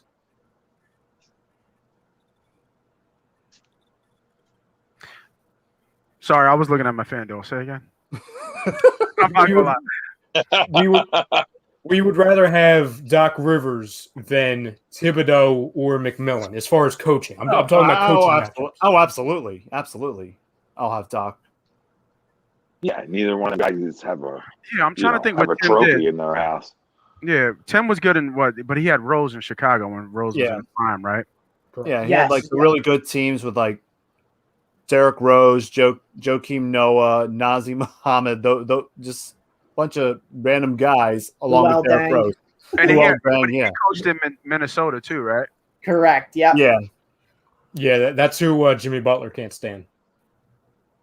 Along with, he doesn't like many people, so that's a long list. Yeah, you gotta go. He doesn't hate Tibbs. Butler don't hate Tibbs. Butler played with Tibbs in Chicago too. I thought he came out afterwards in a podcast and said he didn't like Tibbs. Maybe because I've always been understanding they had a great relationship. I mean, he played with him in 2 places. Yeah, I was about to say, didn't he go and play with him in Chicago too? He played Chicago and then Minnesota. Minnesota, yeah, right. Yeah. With him twice. So I never was under that impression. I mean, Jimmy Butler says a lot of things. So I mean, it wouldn't surprise me if he said on a podcast, because every time he got the mic in front of their face, especially a guy like that, he cannot not take shots at people. But I always I don't see Jimmy not playing for a coach either. Like, I don't see Jimmy playing not for the same coach again. You know what I'm saying? Like, that's not. I don't think that's part of his DNA. You know what I mean? If he didn't like you first time, he ain't gonna circle back and say I like you now. That don't seem like Jimmy. So, but no, definitely to answer the question, I definitely think Doc. I'm just thinking about the different players that Thibodeau had, and how he developed those players, how those teams developed. And obviously, he had budding stars, right? That he had them when they were going to their prime, but he just couldn't get them over the hump. Mm-hmm. I think that was his biggest thing. Like, and you're seeing that now, even with New York, even though they've overperformed, you would think this Atlanta team Knicks game would be, kind of like 50-50, and it doesn't look like that. As of right now, it looks like Atlanta is the clear better team. Are they shrinking in the moment? Is that part of coaching? You know what I mean? Because they look skittish in that game before game 1, for sure. And it's looking like Randall won, the best most improved player award, and rightfully so. And he was balling the regular season. But I'm looking at his stat line. He has no points and 6 rebounds. Like, you're supposed to be, you're 0 for 3. Those are Ben Simmons numbers. And a team like the Knicks, they have a lot of really good role players, but they don't have any. It's him. You know what I'm saying? He's need him. Make that go to where, like, I know they have Derrick Rose, but Derrick Rose isn't the same. Yeah, Rose. He's a good player, but you're not going to depend on him like you would before. He's a good vet. He's a good vet. And like Burks, like I've always liked Burks, but he's not to Randall's talent. You know what I'm saying? And then Quickly's too young. You have a bunch of guys, Reggie Bullock, guys like that. You know what I mean? It's pretty much the Knicks are just pretty much a handful of everything. Yeah, a handful of Barrett's rookies. pretty good. Yeah, pretty good. I don't want to. Yeah, I agree with that, Tom. I forgot all about Barrett. Yeah. I mean, but it's fine you forgot all about him, because he's that type of guy sometimes where it's just like, does he play? And he's young too, as well. You know what I'm saying? Like, he's not like being what was he, number 3 overall, Tom? Correct. Yep. So where, like, I can get it. Like, if you're a high draft pick, you're expected to be, a founding or a big factor early. But even him, I don't think he's on the same level as a Randall. That's like, okay, Randall was in the MVP consideration for parts of this season. Yeah, I think the bigger thing is they don't have, like you guys were saying, they don't have a Trae Young. They don't have a star, and they're not as deep as like Nate was saying earlier. They're not as deep as Atlanta is either. And Atlanta has some veterans sprinkled around with their youth. I mean, I think Lou Williams was a good pickup for them. They got shooters, man. Yeah, they got shooters everywhere, man. It's they got. I'm looking at just looking at the rock. Collins, Young, Hunter has a nice trade ball. Gallinari, Snell. We know Lou can get hot, and what's the other guy's name? I forget his name. Bogdanovich. Yeah, Bogdanovich. Yeah, that's like 5 or 6 guys who got legit. They're shooters. So it's they're. When I watched them play, I just didn't know. Like, to me, when I see them, they're a star away. Like, they're a big star away from being dangerous. I would consider them dangerous. Yeah, can Atlanta attract one? That's a big question, right, Nate? Right. Can Atlanta attract one? Yeah, it's a beautiful place. I don't know why. I don't know why it wouldn't be able to attract one. I mean, Georgia's beautiful. So, it's not like it's not a nice. It's a beautiful city. It's a clean city. You ever been to Atlanta? Anybody's ever been into the city of Atlanta? It's probably the cleanest city I've ever seen in my life. Like, you go to Center City, Philly, there's trash all over the place, right? You go to their Center City, by like the College Football Hall of Fame and all that stuff. Oh my God, you feel like you eat off the street. So I mean, it's not Atlanta. Besides being a small market, I'll take your word for it. So the Sixers actually are already back. Seth Curry for 2. So it's a 73-59 lead for us right now. Ryan Jennings does ask us, what could you say the one thing is that could actually prevent the Sixers from winning it all this year? Scoring. I think when they go against those Buck teams, those Milwaukee Bucks teams, those Brooklyn teams, when you can go out and you have more than one person can get you a bucket, like Milwaukee, they have 3 people who you can say go score, and I need a bucket. Brooklyn has 3, probably 4. You know, if you count Harris, you know, but it would never be in his hands. But they can go get you a bucket, and I mean consistently. You know what I mean? Like I need to score 3 or 4 times in a row. The Sixers don't have that. We don't have that outside of Joe, who can you can give him the ball in the post, and he can go to town and give you 3 or 4 buckets in a row, or get fouled, right? We don't have that outside of Joe. Harris is an if to me. You can say 1.5 at this point. Now he's been playing good, obviously, but we're not playing against elite talent, right? Let me take that back. I don't know, though, mate. I don't know, though. Why would you say scoring, though? You have 5 guys in this lineup that are walking double-digit guys. I don't buy into scoring. We play better defense than anybody else. So, we do. Well, the Bucks are right behind us. The Bucks are right behind us. I know, but if you felt it all this year, like we can't score enough, like if you felt that way this year at any point, like where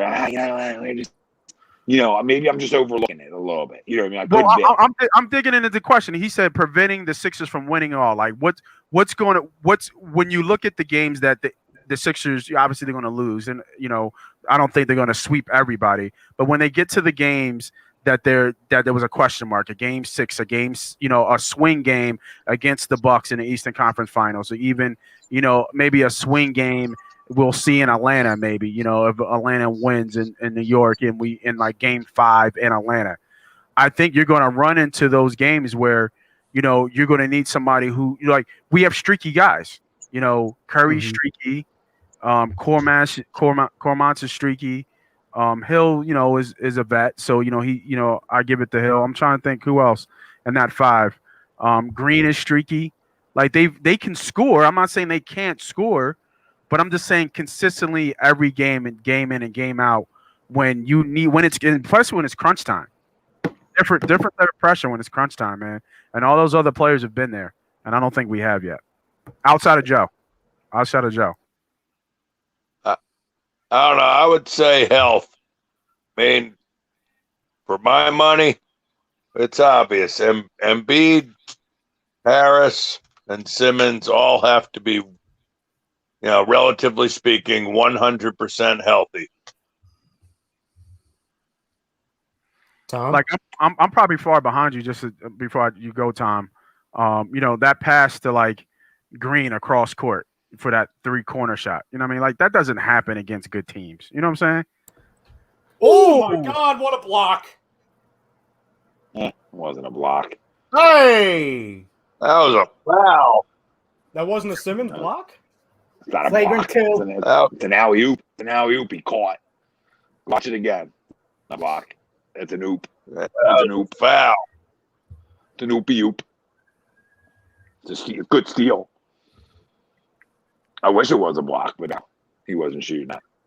Yeah, I'm not sure if I can get on I can do basketball, but I'm not sure if I can get on the call with you guys if we're watching football. Because you guys are so far ahead of me. I don't know if I can do that, man. Still convincing. Up 18. I think. What's preventing us? Oh, hey, Greg. Oh, yeah.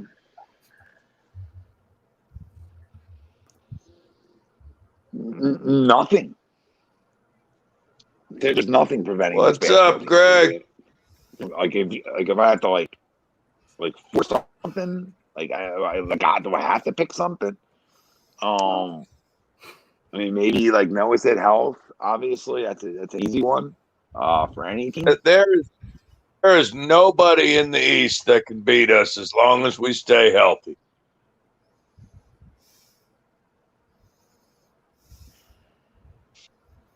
Yeah, I mean, look, I think these are 7-game series when you're talking about Milwaukee and the Nets. So I'm not going to say nobody can beat us because that's just what Game 7s are crazy. But I mean, I'm not. Nothing's prevent. There's nothing out there that's glaring, right, that can prevent us from going into an NBA Finals or winning one. There's not. To me, I don't know what it would be. It would have glared or showed its ugly head at some point this year, right? Like something really glaring that you're like, oh man. I mean, the only conversation you can yell and scream about is maybe Ben, right? But after the first 2 playoff games for him so far this year, it's hard to start labeling him as a guy who can prevent you. So I mean, right now, I know it's the Washington Wizards, I get it, but right now, and even throughout this year, there's nothing preventing them. Greg, we were asked right before you came on, what's the one thing, the biggest thing in the back of your head that says this one thing will keep the Sixers from winning it all this year? Bench.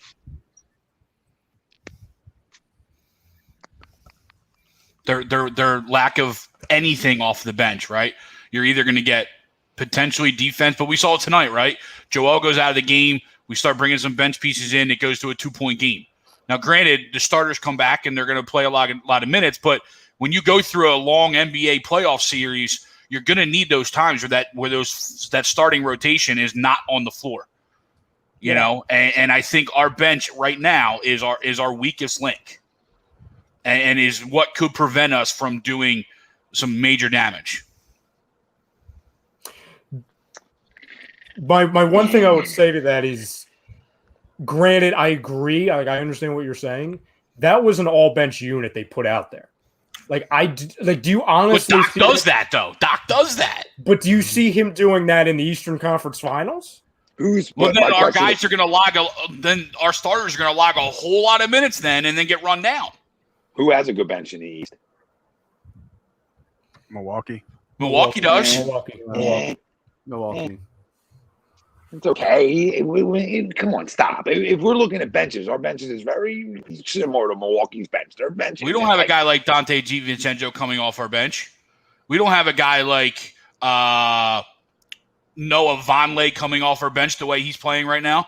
I think that's not true. I really don't. Look at numbers. There's you can 3 guys off our bench that give you same production as those guys give you. What is DiVincenzo averaging this year? 15 a game? 12 to 15? Where's he at? Well, DiVincenzo, he's a starter too, Greg, just so you know. Okay. He's not a bench guy. All right. So I thought he's 5-6 man. No, this is their bench. You've got PJ Tucker, you've got Bobby Portis, you've got Pat Connaughton. Bobby Portis, that's what I was thinking. Brent Forbes, Sam Merrill. The other night. Brent Forbes was like 6 for 6 from 3 the other night. Yeah, I mean, the dude comes in and just makes buckets. I got Jeff Teague. Bobby Portis blew us away himself when we played him a couple weeks ago. Yeah, Teague doesn't. I don't think Teague plays. No, Teague is there as well. Yeah, he doesn't play a whole lot, but he's there. Yeah, he doesn't play. So our bench is right there. I mean, I don't like. I disagree. We don't have anybody comes off that can get a bucket. That's not true. George Hill. Come on. There's 2 guys that can come off and get a bucket. I disagree with that. I think he can create his own shot and get a bucket. We're tired of the turnover game, but let's not act like now he can't get his own bucket. I mean, he absolutely can. And right? Dwight's really valuable off the bench too. I agree with that. You're crushing your own son right now, who you got to expect at some point is going to get a little. I'm absolutely killing my son. It's going to get a little no question about it. There's going to be games where he goes 6 for 6, right? There just is. I think what I'm saying is Milwaukee's bench might be better than ours. Fine, I'm not going to argue that. What I'm going to argue is it light years? No, it's not. No. That's my point. Nobody in the East has this. Okay, well, and I'll agree with that. It's probably more consistent than ours, though. Why are they a 3 seed? True. Because we don't watch them. That's fair point. Yeah, you're right. We don't watch them every night. If we were Milwaukee group chats, like if we were Milwaukee like groups, like Milwaukee Bucks 24/7, you know what I mean? Like our Sixers 24/7 family has, right? Like we're in like a Milwaukee Bucks 24/7 group. Are you kidding me? I mean, Chris Middleton would have got ran out of town last year. You know what I mean? So probably half their bench would have. So I'm just saying, like their bench probably better than ours, Greg. You're probably right. Like I mean, we were talking about Atlanta's bench being pretty good too. I was about to say, Miami. The Nets bench, Miami, get out of round one. We can talk about you having a good bench, right? So I hear you. You're not far off. I mean, but like even Tower Hero, who's their big bench piece, is a hot cold guy. Has had a real up and down year. I mean, and obviously Gordon Dragic, another one of their big bench pieces. So I mean, yes, their bench is good. But then again, you would say our starting five is better than Miami's, right? So you know. It's a give and take. Our starting five is better than Atlanta's. So, good. Have a better bench. That's fine. So look around the league. Who has this lights out bench? Phoenix get killed last night having to go to their bench. Like they did, right? And not have Chris Paul in, right? They get killed. It's glaring. And the kid actually can play a little bit, Cameron Payne. It's not like he's bad. It's just you see it, right? Look, who else has a great bench, like around the league? Who has like the best bench production? I don't know who it is. I'm more asking you guys. Like I don't know who is the best bench unit in basketball. I mean, Utah. You wait, Noah. Clarkson. Oh yeah, right? Jordan Clarkson. Yeah, Utah's. Yeah. Yeah, it's probably Utah. Yeah, it probably is Utah, but it's only because of Jordan Clarkson. You know what I mean? Now the guy Denver, right, Ralphie? Yeah. Denver's a pretty good bench too, right? Maybe Portland. I agree with you 100%, Tommy, with the bench thing, where you look around the league and like the whole bench thing is like what team really does have a good bench? You know what I mean? Outside of their starting five, I mean, it's tough. Would you say your Lakers, tough. Ralph? I mean, Tom Cellmade in the chat says Lakers. I mean, would you say Lakers? Sometimes, I mean, they're supposed to be. I mean, if Caruso wants to have a good night, like last night, he only had 4 points off the bench. Kuzma, you know what I mean? Ralphie just made the point. Ralphie just made the point because he watches them night in, night out. Ralphie just made the point because he watches them night in and night out. On paper, they got a good bench, but they're hot and cold too. Just like every bench. So points per game from the bench. Sixers are 11th. Knicks, Heat, Bucks, Wizards, Clippers, Jazz, Hawks, Nuggets, Celtics, Trailblazers. So a bunch of men. And then right after us, it only goes to 16. So then we're 11. Suns, Mavs, Nets, Lakers, Grizzlies. The Knicks are insane. They score 64 points a game off their bench. That's because of quickly and rose through the regular season, but it came off their bench. Yeah. That's why. Yeah. The net rating. The net rating, the Bucks are 1. We're at 15. So you go Bucks, Clippers, Wiz, Knicks, Jazz, Nuggets, Nets, Celtics, Blazers, Suns, Grizzlies, Lakers, Hawks, Heat, us. I don't buy that. I don't buy what you just spit out there, this rating, because rating just fit your narrative perfectly. You know what I mean? No. That's the over. That's the net rating. It's how many points you score versus how many you give up. Yeah, I don't trust it. That's pretty much what it is. And I don't want to trust it now because it fit your agenda perfectly. You know what I mean? I don't want to trust it. And to your point, Tom, with the Knicks, real quick, and they play the fourth league. They only play 14 minutes a game from the bench. Who? Sixers. As an average, 14 minutes a game. holding his ankle. Oh, Jesus God! What are we doing? Yep, he's gonna go back to the locker room here. Yep. God. His ankle game. This fucking. I know. Like, what are we doing? What's on the floor? Tommy, they got to replace the freaking floor. That ball wasn't on the rim when they touched it. When both guys touched it. Looked like it was definitely. Yeah, that was weird. Like, holy shit! Yeah. That needs to be helped back to the locker room. Oh my God! Can if Seth goes down, can Steph jump into that jersey? Yeah, right. Yeah. If they were twins, it would work out. I'll tell you who it's going to be, though. We all know who it's going to be. That's going to fill those minutes, right? Maxey. Who is it, right? It's Maxey. It's Maxey. Yeah. Two guard spot. Mm-hmm. Corky, ain't it? Or Hill? It's Corky or Hill, I would say. I mean, it'll be Hill, I think, but Maxey, I think it brings Maxey up in the rotation and just You have Harris, Simmons, Yeah. Green, Embiid, and Hill all on the court right now. Yeah, Maxey, like, I definitely boost him up in the rotation, but he's not a 2 guard, so it would have to be somebody who's more familiar with the 2. It would have to be a Shake or what you have on the court right now, George Hill. Doesn't mean it doesn't get him some minutes, right? You know, it doesn't mean it doesn't get him some. But unless let's break out a point guard doesn't get hurt like Ben. Or George Hill. Smith. Oh, if George Hill goes down, God forbid, then they would see now, Greg. Apparently now Milwaukee's bench is better.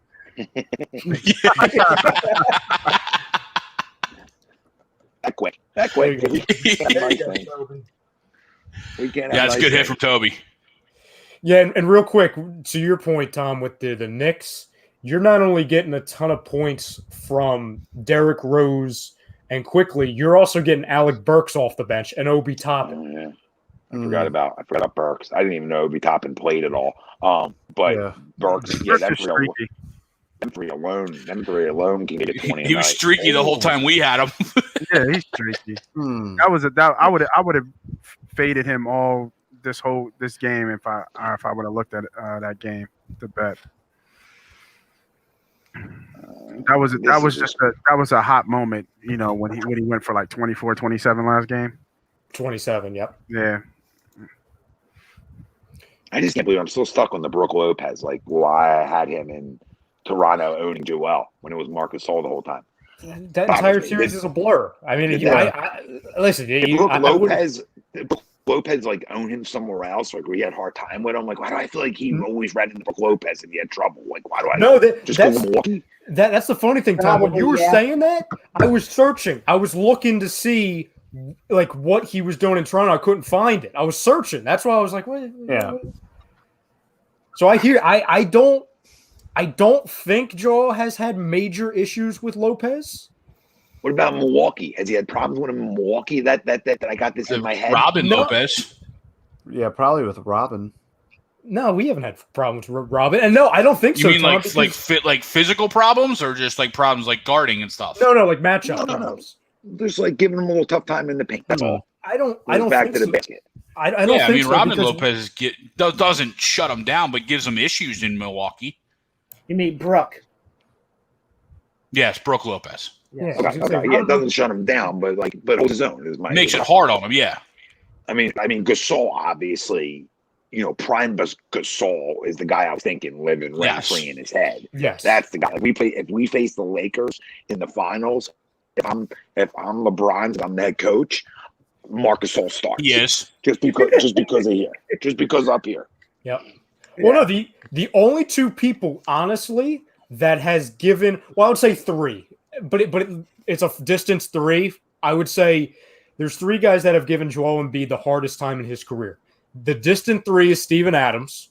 Because of the friggin' hold on, did you see Sam Cassell chat like he was a wide receiver? That was awesome. I didn't see. That was awesome. That was awesome. Sorry. Go ahead. No, I'm looking. No, you're fine. I'm looking for the replay now.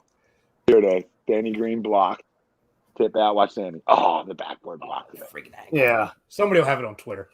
Oh, but here he is. Tyrese Maxey. There he is. Here we go. And the crowd goes wild. Look, he's looking around like, where am I playing? Am I the 2 guard? I'm not a 2 guard. Am I in the game? No, he's subbed out. Center. He's subbed out. Who's he? Well, he's going to run the point. George will run the 2. And then Ben will play the 4, I guess, or the 3. Yeah, probably. Or Ben will run. They probably, I guess he, you know, when in transition, you give it back. There you go, right? But I think, yeah. All right. He'll probably run it. Little combo. But I would say the 3 people that's given Embiid the hardest time was Steven Adams, Al Horford, and Marc Gasol. Yeah, Horford. Yeah. And then the guy on the Clippers, I always forget his name, the center. Ibaka, right? Ibaka, Serge. Yep. Yeah.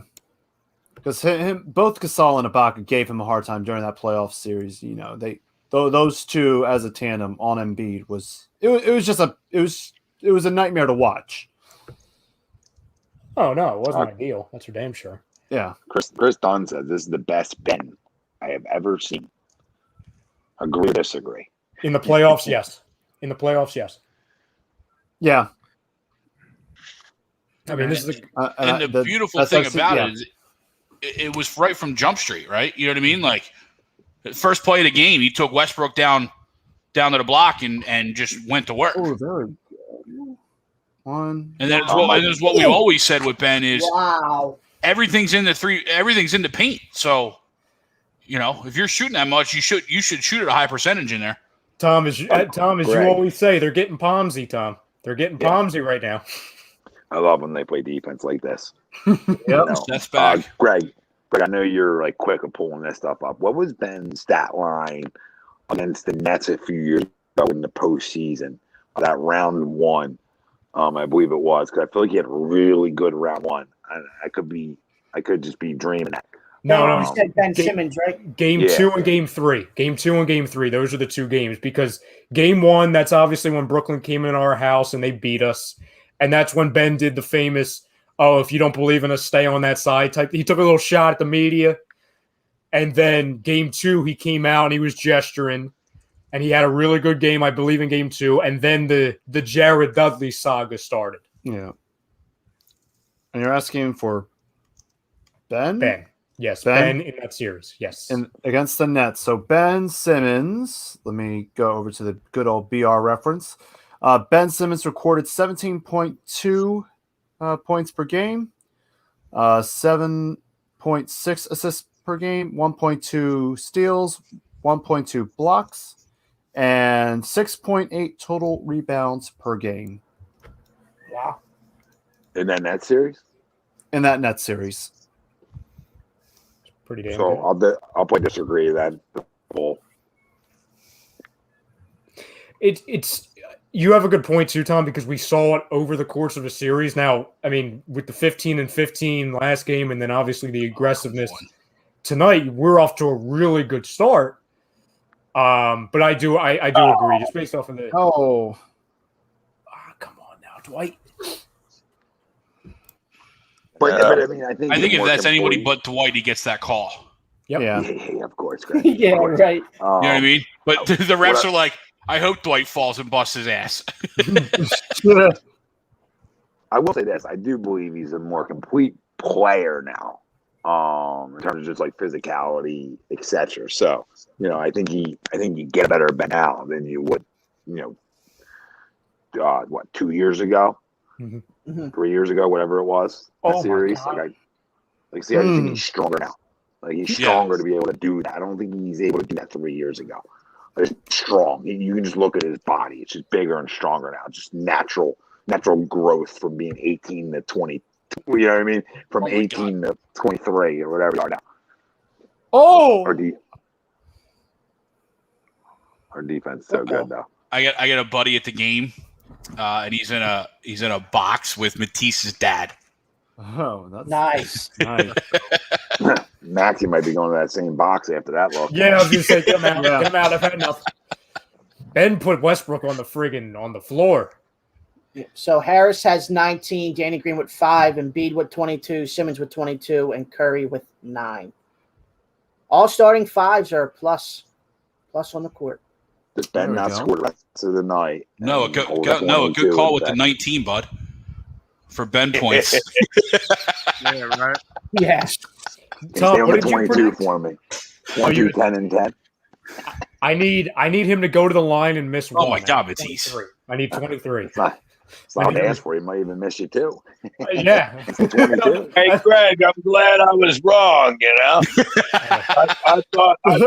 I thought Simmons would have a disappearing act. Yeah, I mean, no, you're definitely not wrong to think that, right? I mean, because that what we've seen before is he does that, and it's not necessarily a disappearing act. It's more just seems like he gets other guys involved for the second half. You know what I mean? Like he gets Joe his touches and stuff like that. But Mr. Westbrook is hobbling around in the tunnel there. I don't know. I didn't approve those sneakers coming out. Like maybe that's why you can't shoot right now. Yeah, Ferk. I mean, he's got with the sweep. He's got the friggin' toothpaste shoes on right now. Yeah. Sweep. Yeah. Somebody Yep. get the broom. Get the broom. Get the He's broom. You can hit the broom anyway. But he's back. No, he needed to go into the tunnel after being put on the wood. Yeah, he's like, I gotta act like I'm hurt. Nate, Yeah. you know what would happen though, Nate? He would go out and like the old Ish Smith, former center, would go for like 35. Yeah, right. Especially I'll cut my beard off if we see that. Yeah, no way. especially after he tried to shake Ben down and he got that bucket a couple times down the floor ago when he was dribbling all around and hit that bucket kind of over Simmons. I see what's happening here. You see this replay? I guess they're insinuating this is an offensive foul. No, I just think they're showing where No, they're just trying to hurt. see where Westbrook got hurt. I was going to say, I could see it being one of those Sixers fans can have nice things. A great play, but it's a foul. Mm-hmm. Yeah. And Westbrook don't really get hurt at all, man. 31 for Bradley Beal. That is true, Nate. For somebody who goes like a million miles an hour like him, he doesn't really miss a ton of time. He doesn't miss games. You know what I mean? So for him to walk off like that. I mean, there was one year he was missing, but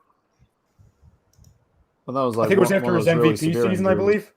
I think it was after his MVP year. It was one of those years. Yeah, because I think he tore didn't he like? I knew he missed the beginning of the he missed the beginning of the season. He missed the beginning of the season. The GIF video of him eating on the sideline. You know, yeah, the little snack. What is this? He's on the balance board now. Man, he's a super athlete, man. Let him do his thing. That looks like the thing that they do when you're at the shoe store to figure out what size shoe you are. That was an interesting final possession. Yeah. They're so ahead of me right now. Yeah, what are you watching this on? Yeah, I'm on NBA TV. Oh, that's why. Oh. All right, fellas, that's my time, man. I gotta put my little youngin down. For everybody still out there, man, Money Pop Podcast, as always, 10:30, giving you the locks and education on sports gambling. Make sure you come follow, like, subscribe, all that good stuff. Go later, Nate. Nate, see you, brother. See you later, brother. Noah, wake up. Hey! It was your conscience talking to you. It was your conscience. All right, fella. See you. See you, Nate. See you, brother. Nate. Sixers are up double digits. Sixers are up double digits. Bobby Stevens chimes in with the $5 super chat. Thank you, Bobby. He says, me watching Simmons bully everyone screaming like Bill Murray and Ghostbusters too. I love it when you roughhouse LFG. Bobby, thanks, brother. Thank you, Bobby. Thanks, Bobby. Appreciate it. I agree, Nerdy Sports Guy. If this Ben Simmons can show up consistently, I love our chances for the finals. I love our chances for the finals anyway, but that would definitely help. It's like listen, we went into it knowing, okay, we're going to learn some things in the first round, but really against a Wizards team, we're not going to really learn a ton until, second, probably Eastern Conference round, right? But if these next two rounds, you handle your business against the Wizards and then whoever you play in the second, if they can go with, okay, the two biggest question marks heading into the postseason, which was playoff Tobias, and what Ben Simmons are you getting? If they both can continue like this, well, damn. Because to your point from earlier, Tom, we all know what we're getting from Joel. Danny Green's got the 3 championships, and Seth Curry, you know that he's going to give you his, at least from the 3-point range.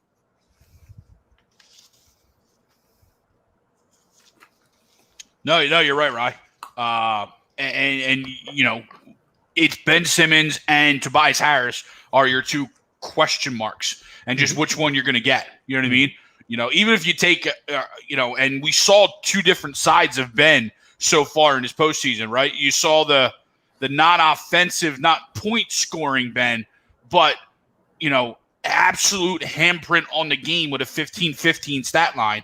And then you see an aggressive scoring Ben, because you also know at the same time, Tobias isn't dropping 38 every night. Yep. You know what I mean? In the playoffs. So Yeah. there's that give and take of where you're going to need Ben to be. And I think that's kind of the way our whole thought on Ben is. And I know Tom said it, like, just read the room, right? So tonight, he read the room and was aggressive points-wise. The other night, he read the room and saw Toby and Joe kind of had it going on, especially late. And, hey, let me just get out of the way. Get them the ball and get out of the way. And it's crucial, too, because either side of it, to your point, Greg, whether it's the 15 and 15 Ben or whether it's this Ben, you know what they both have in common?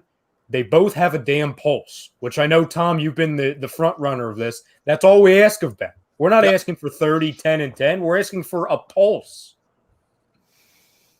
Yeah, and something to go along with what you know he's going to do on the defensive end. I just want to know you played. Yep. And that's all I want to know. I just want to know you played and you had your fingerprints all over, the success. So 6 up 14. Jesus Christ, you're so early on me. Greg. I'm sorry. No, it's fine. It's fine. He's rooting for his kid. That's why.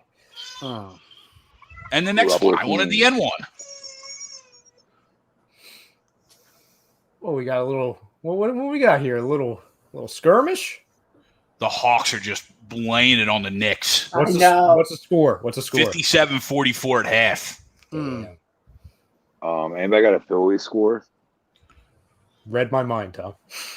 No, it's funny. I've been watching the last couple of nights, but the game they have the Marlins game on instead of the Phillies on that channel. Give me a second. 1-1 the last time I saw. Ralphie, you got a feed? You got a. Oh yeah. I thought Greg was doing it. My bad. Nasty says 2-1 Phils. Gotcha. Okay. Thank you, Nasty. Thank you, Bob. Nasty, if you don't mind how to get her 2 runs, just curious. I'm just sitting out here curious. I'm on my phone, so I can't look up anything right now. Here, I got you. What was that? It logs me. It makes the screen go dark when I do it. Oh, we got a Quinn with a double. Hey. Roman Quinn sliding. Okay. He's 2 for 3. RBI from Miller and Hoskins. Looks like Hoskins hit a sac fly. Nola, 5 innings pitched, 5 Ks, 1 earned run, 3 walks. 87 pitches through 5. Man, a lot of pitches for him, but I like the run side of it. They got it looks like Aguilar had a 2-out RBI for the Marlins. They're on their 3rd pitcher at this point of the game. Sixers up 14. Dwight trying to make it 15. And an all bench. Yes, it is a brick. And an all bench lineup. But up 14, I got no problem with this. I'd really love to see them be able to keep this at 14. I think we would give them completely agree, Tommy. Let's just remember we're 11:30 here, per se, and we're up 14. And let's see where this stays. Here we go. Miller had a bases-loaded walk to walk in the first run. Aguilar single to center. Aguilar single to center for the Marlins in the bottom of the 3rd. And then Hoskins hit a sacrifice fly. Segura scored. All right. I think it's the time of the game where the refs are letting us know that they're there. Yeah. Run up the court, stoppage. Is that a foul out for Bertans? I think so. Yes, it is. They're waving. Bye, laser. Wow, he had a big impact, huh? That was a quick hook. He's a guy that is either going to 0 points tonight. Anytime he's either going to be a guy who is like a destroyer of the opponent, or he's going to be the worst player in the NBA. Hey. And that can change in any night. But when you got that 5-year, $60 million contract, I need more than 0 points in the playoffs. 80 Ryan. 80 million. Makes it even better. 80 million. Right, listen, I didn't pay him. Maxi N1. How long do you see this all bench unit staying in there, Tom? Depends. If they keep this lead at 14 or higher, they could ride them. I was going to say, I don't need to see anybody again. No, with the amount of injuries we've lost in the first half, I'm good. I think the magic number for me is 7. Yeah, I saw that, James. I saw that. To bring it back in, Greg. Yeah, bring guys like back if it dips below 7 points, I think that's kind of because that ends up almost being two. I know it's not 2 possessions, right? But it's almost a 2-possession game at that point. Yeah, I agree with you. Oh, there you go, Maxie. Oh. Yeah, James Jackson says Chris Paul is now listed as probable for the game tomorrow. Ralphie, thoughts? I saw that. Yeah, I saw that on my phone. Why are they playing tomorrow night when they just played last night? I don't understand. The schedule's so friggin' dumb. And it's a travel day. Yeah, we play tomorrow night, and then we don't play again until Sunday. It's like we're on like 4-day intervals, and some of the LeBron, teams are on 2-day intervals. I know he didn't get suspended. Greg. I know he didn't get suspended, but did LeBron get fined for his party? He did not. No, Greg. And Kristaps gets fined. Yep. Yeah. I'm not doing this tonight with you. I'm not doing it. I mean, Greg. I never say this, but he raises a very good point. It is a very valid. I'm not a Kristaps fan. No, LeBron runs the NBA, guys. I mean, I get it. I know why it didn't happen. Oh, Just making sure to make that point. Man, I feel bad for Bradley Beal. make that point for sure. Absolutely make the point. Like, I'm not disagreeing with you. You know, keep it 100. Let's go. Keep it 100 for both guys, right? Yeah. Yo, hit him with a 50K, right? Because like, you know, I'm not gonna say who says what, but like, you know, they won't do that because they're scared of what he's going to say. What he's going to tweet out. It's just one. Oh shit! Oh no, bad. Oh, no good. I don't like to see that. I don't like to see that. No, I'm not happy. Who said let's go? I did. I like Russ. I mean, like, good D, son. Good D, son. Oh, step right on his foot. Oh. Don't you yell at my son like that. Oh my God, this is like ankle gate this game. Yeah, I was gonna say, Greg, don't be cheering for friggin' don't be doing that. With how our ankles have been going. I've never seen I don't know if I've ever seen 3 ankles turn in 3 quarters of basketball. It's like we're playing at the friggin' New Orleans Saint Superdome. You know how the turf everyone gets the foot injuries? Yeah. Playing in the vet. Well, it used to be like that too. Whenever whenever the Flyers would play an afternoon game and then the Sixers play that night game, you always get, because the ice putting the quarter over the ice. Yeah. God.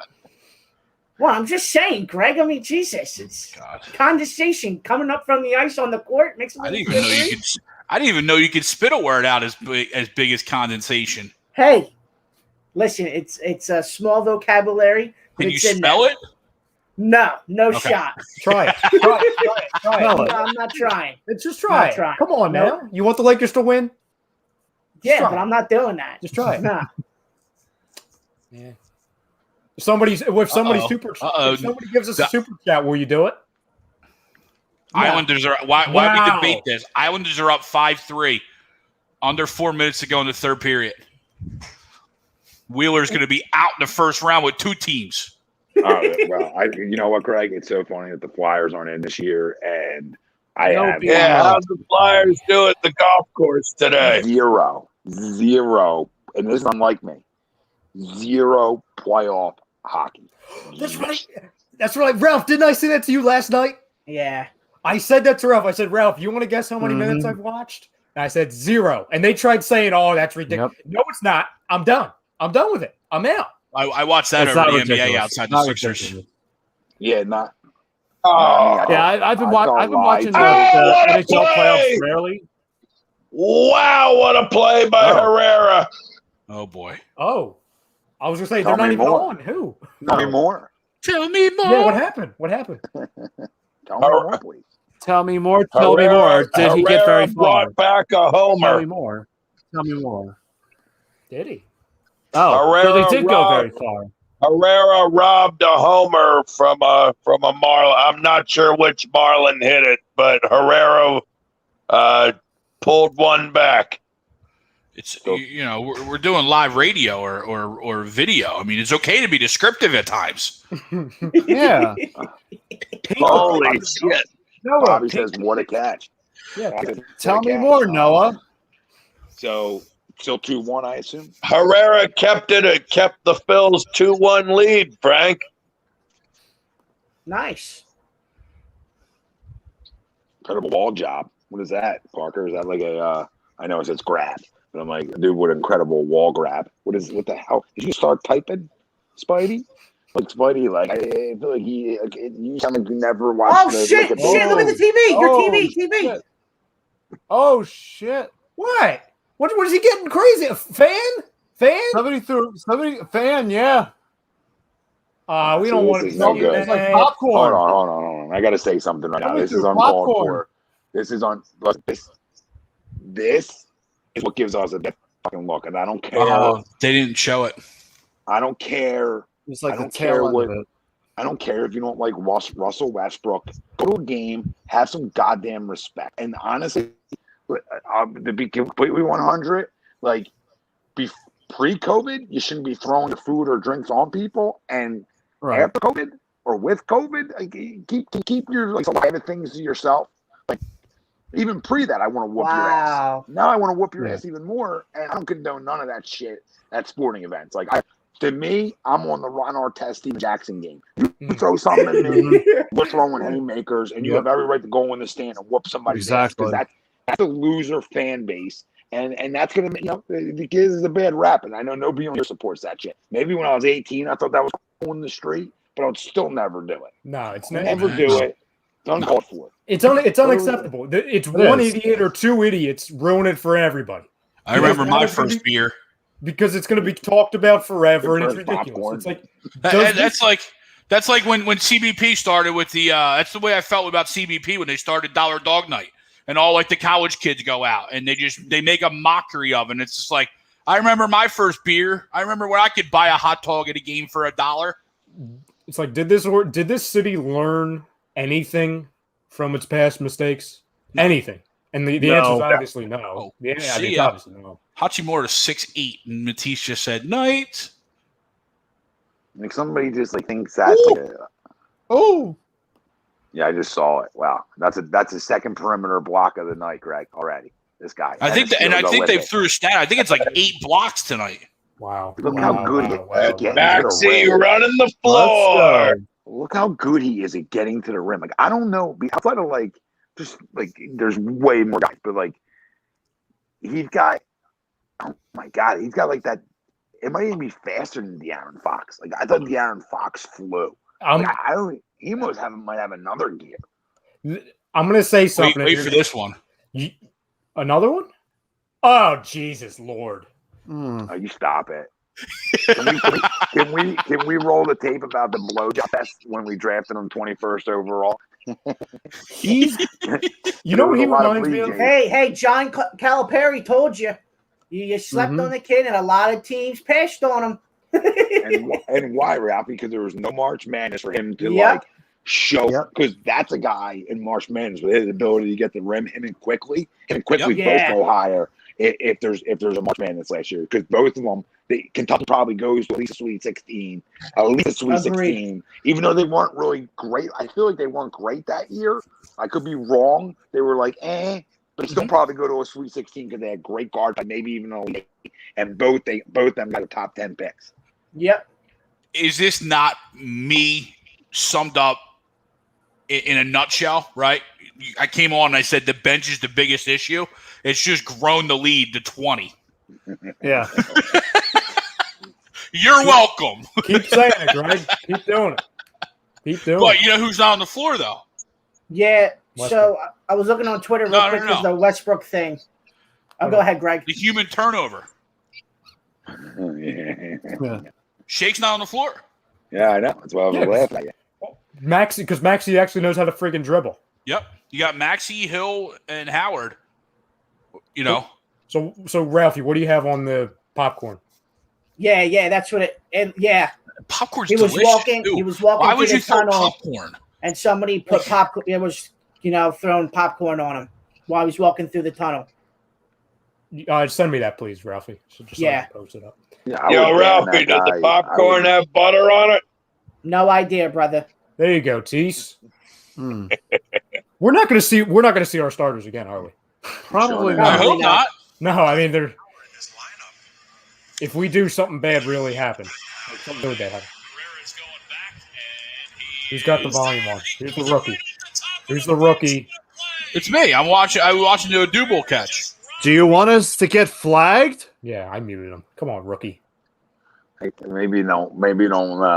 You're not gonna flag the fucking 4-hour show. YouTube's cute. YouTube's cute. Yeah, you guys. I'll bet money that doesn't get touched on YouTube. Nice. In 4 hours. Now we're suspended. Thanks, Greg. Thanks, Greg. Money Pie podcast. For Money Pie, I'm gonna put money on it. That one doesn't get touched. The over under. Now you play the video alongside that. Yeah, See you later. What are you What is doing? Hold on, let me unmute you. Just So you can- one. There you just go. one diamond. There you go, Sweepsy. Nice. Now, can you show me that video, Greg, without the volume, please?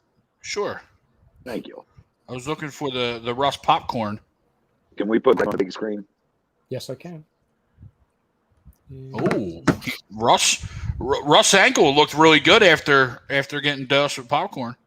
Is that wrong? A little bit.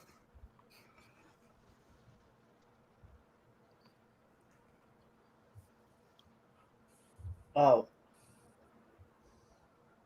Woo! Wow.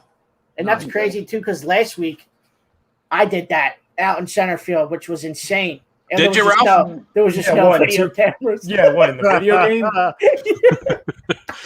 Were the MLB show servers up? yeah. Were they up and running at that point? Yeah. Yeah, that was a good catch. It was a It was good definitely catch. over though. Ralph, you can jump. Yeah, absolutely.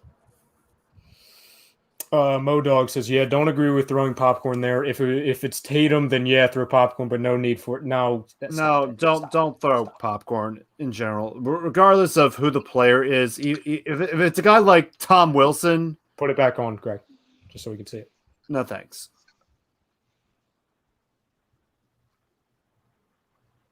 Whoa, a giant Facebook Messenger. Yeah, see, when Ralph said look at the TV, I thought he was fighting a security member. I didn't see that. I didn't originally see. He was trying to get out of there. I thought you were playing Climb the Embiid. stands. And yeah, I completely agree. I don't blame him at that point. No. Go into the stands.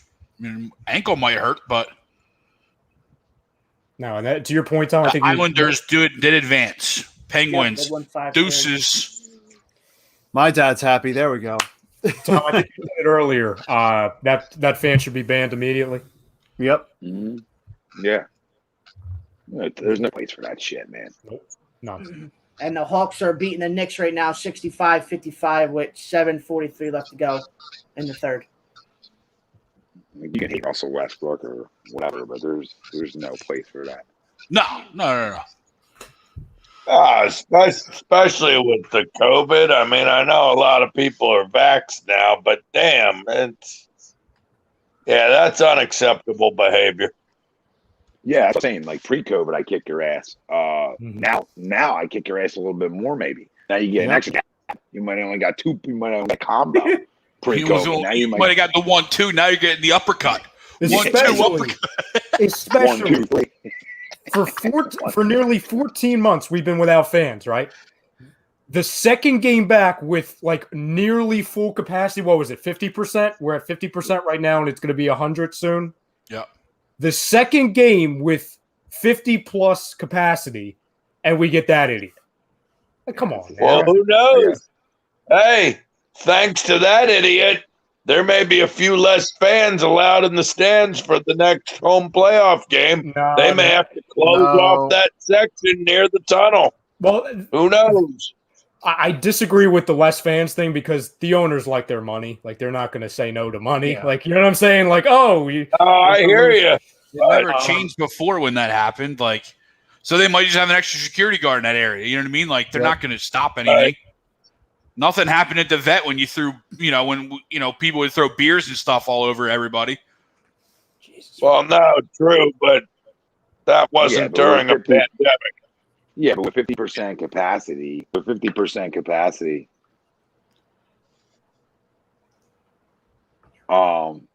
with 50% capacity, they could do with like what I was talking about. Like they could just like block that God, he section is off so cold right now. and put people elsewhere. You know what I mean? Yeah. Right. I got to get him a heated blanket because he is ice cold right now. Oh man. Game 3. He made a free throw. Game 3, if he plays, I guarantee you he has at least 16 points. Guaranteed. We're probably going to see the most unexpected Furcon game this series. Well, it's not even unexpected. This is what Furcon does. He sucks for 3 games, then he has one 16 to 20 point performance. Yeah. And then he goes back to sucking for a couple games. Yep. He'll give you 2. Yeah. Yep. Either 2 in a row. He'll give you like 16 and 18. Fair. Yeah, because that's right, Tom, because then we'll have the people on Twitter like, oh, should Furcon start? Should he replace Seth? You know what I mean? It's very Odubel's chiming in the chat, by the way. Hey, there we go. Odubel says, I rock a home run. We appreciate it. Next time, Double, you're making $10 million this year. We would love the super chat. We do appreciate you chiming in now from the bench. Or center field. We're not sure. Yeah. Yeah. Are they upright? I don't know. Nasty giving us a Phillies update. Real Double? Yes, it is. Yes, it is. No. I'm not putting up the second comment, though. I'm not putting that up, Odubel. He said something else that I'm not putting on the screen. I can only imagine. Yeah. So we'll talk later. He says Nola's out now. Brogdon is on for the top of the 7th inning. Mr. Wing says, can we see this aggressive Ben Simmons for the rest of the playoffs? When he comes to play, the game comes so easily to everyone else. What we've been begging for.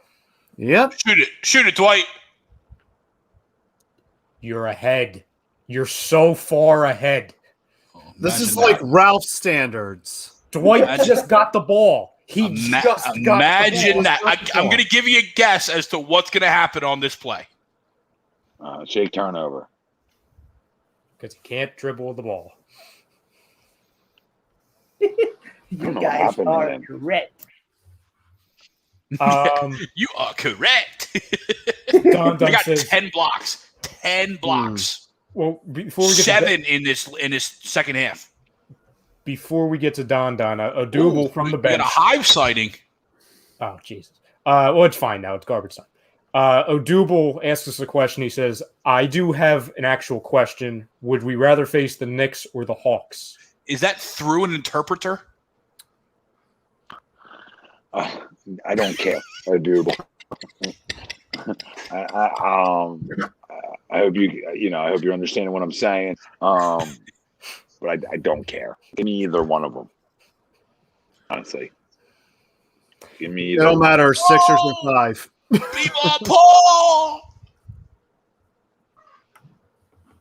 Oh, yep. Oh, man. There we go. Here we go, baby. The best player on the Sixers is in the game. MVP. I already got 2 texts. MVP. I already got 2 texts because of B-ball Paul. He's been on the court for 30 seconds. And the guy stinks. Wow. He stinks. He stinks. I'll say it a million times. B-ball Paul stinks. Stink that! Stink that! Oh, no. What did he do? What did he do? Little pick and roll. Oh! It's over. It's over. It's over, ladies and gentlemen. It's over. Over. That's only open because of Tyrese Maxey's ability to get to the rim will. Oh, you mean Tyrese Maxey, the best 2 guard in the history of the NBA? Point guard. But yes, he's better than Magic Johnson. Greatest ever. Yeah, right. John Stockton better watch out. Yeah, John Stockton, hold my beer. Did Herrera just hit a home run? Yeah. Wow. What a night. I was going to say he's in the chat with one arm and then, my God. He's texting at the plate. Texting and hitting. Yeah. Wow. And by the way, Tom, I don't like to use the word stink. I like to use the term work in progress. Oh for my Beal God. Paul. Yeah, that work in progress might go on for years. Hey, that's the G League MVP. Yeah, I'll put some respect on his name. My God, Shake going. Oh, Furkan. Little Ray Allen. So what was that score when we talked about the bench? They were up 14. They're up 14. Yeah. Oh, wow. Washington has shot 11% from 3 tonight. Golly. Maxi You just Talon love so to far see is 10-2-2. Gee whiz.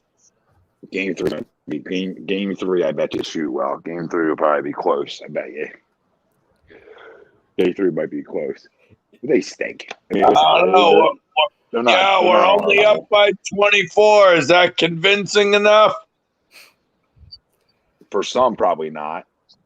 You know what I mean? I'm sure there's people out there that are just like, nothing's good enough for them. You know what I mean? Yeah. So Yeah. Now, That one 24 play is where not good enough. 25, Ben didn't get that absolutely. rebound. If anyone has anything bad to say after this game, besides the popcorn gate, just delete your friggin' account. like I said, Yeah, with all around Westbrook, complete. Westbrook and Beal, Don't get quirky hot. they're tougher than Boston. Mhm. At this point. Like, they just are. There's no hate. There's no hate, Stephen White. It's just, I don't care enough about him. Like, people like on Twitter make them out to be like, they fall in love. They get in these hives. Right? Out the mud. Yeah, out the mud. Like, I don't even know what the fuck that means. We're about to get an Isaiah Joe sliding in the playoffs. So I guess the starters are done for tonight. Nah, they might come back here, Ralph. Yeah, they might listen. They might see if there's another turned ankle. You know what I mean? They might chance it. Yeah, Ralphie, they're done. They're done. I don't know.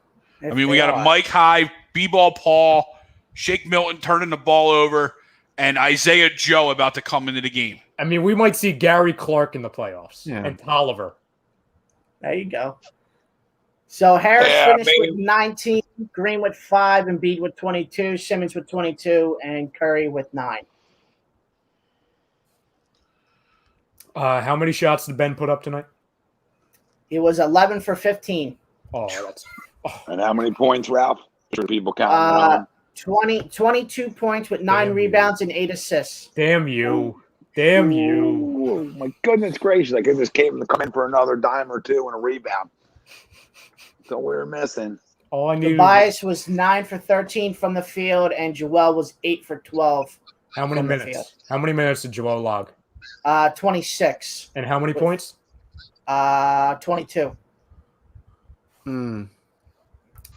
Odubel chimes back in from the bench and he says, I think I should be paid more than Bryce Harper. God.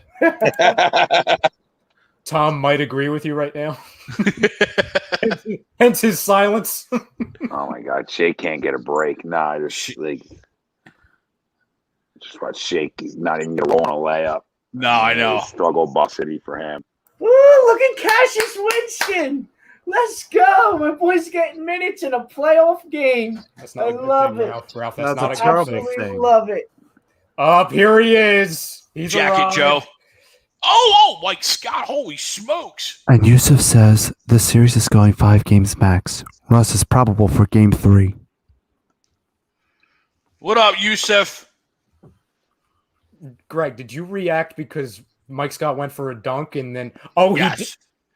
Oh, I thought he did the one like the Luka 3 for a second. No, it was the getting denied on the dunk. See, I was hoping maybe he got like a layup or something, but like he didn't even do that. Nasty says Ben, Joel, and Toby shot a combined 28 of 40 tonight.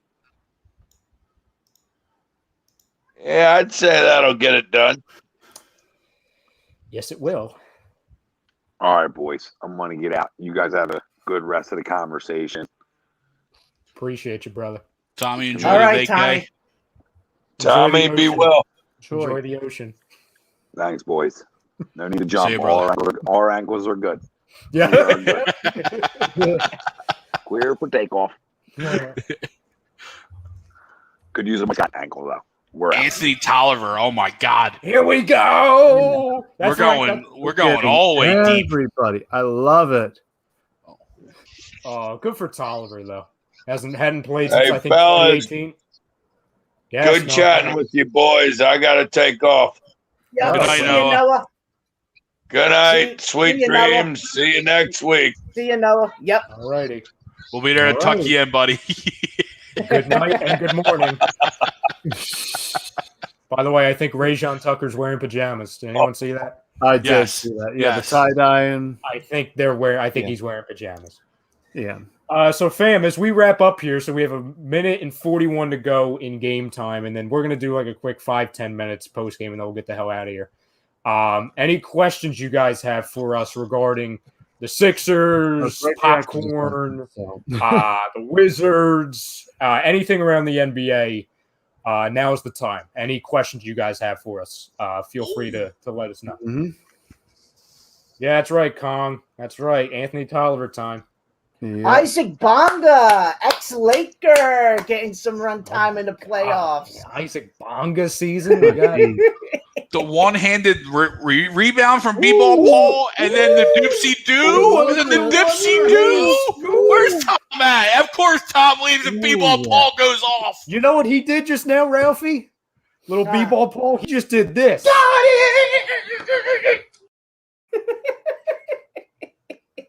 Wow. Gyrations all over the place. Yep. Wow. Don asks, is this Kawhi Leonard or Paul George? Yes, it is, Don. And as the cool kids would say, you just hate to see it, man. You just hate to see it. You know what else is great about the Clippers, too? Real quick, I'm going to tell you guys three. Don, you had to get him going. Here He we hasn't go. perked up all night. And then you You bring up guys- the Clippers down 0-2, and my boy went 6 to midnight. Do you guys know a basketball player by Luke Kennard by any chance? Yes. Well, he got paid $64 million this offseason by the Clippers. Oh, no, the season, in the regular season. My mistake, by the Clippers. He was a DNP last night for the Los Angeles Clippers. And like I said in the beginning, as the cool kids would say, you just hate to see it, man. Did he get paid from Detroit, though? Wasn't that contract from Detroit and he got traded? No, they re-upped them. They re-upped them. They Okay. extended them. Yep. Because I know he was traded from Detroit, so Yeah.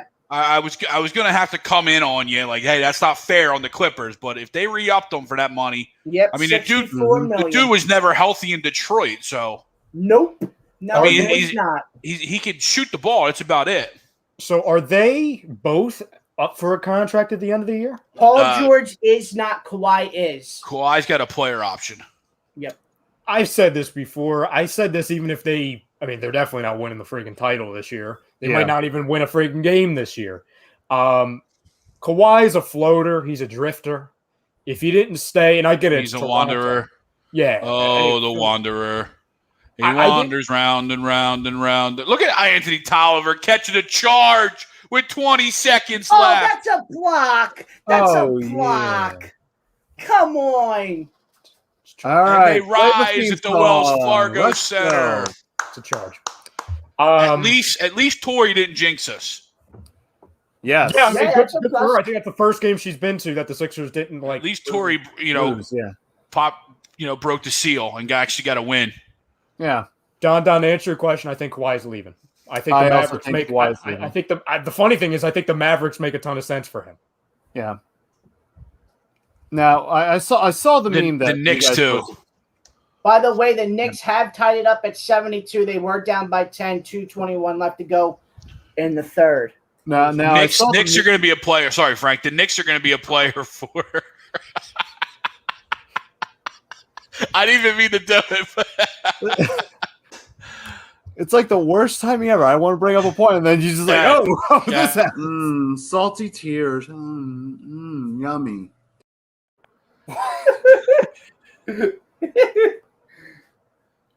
I wasn't being salty.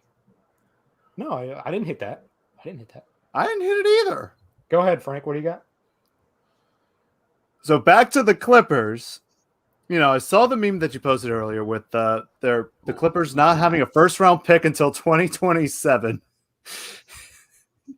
Oh, the Clippers are going to be terrible again. It's the timeline is going back to normal. I love it. Yep. I love it. Greg Yusuf actually has a very good theory.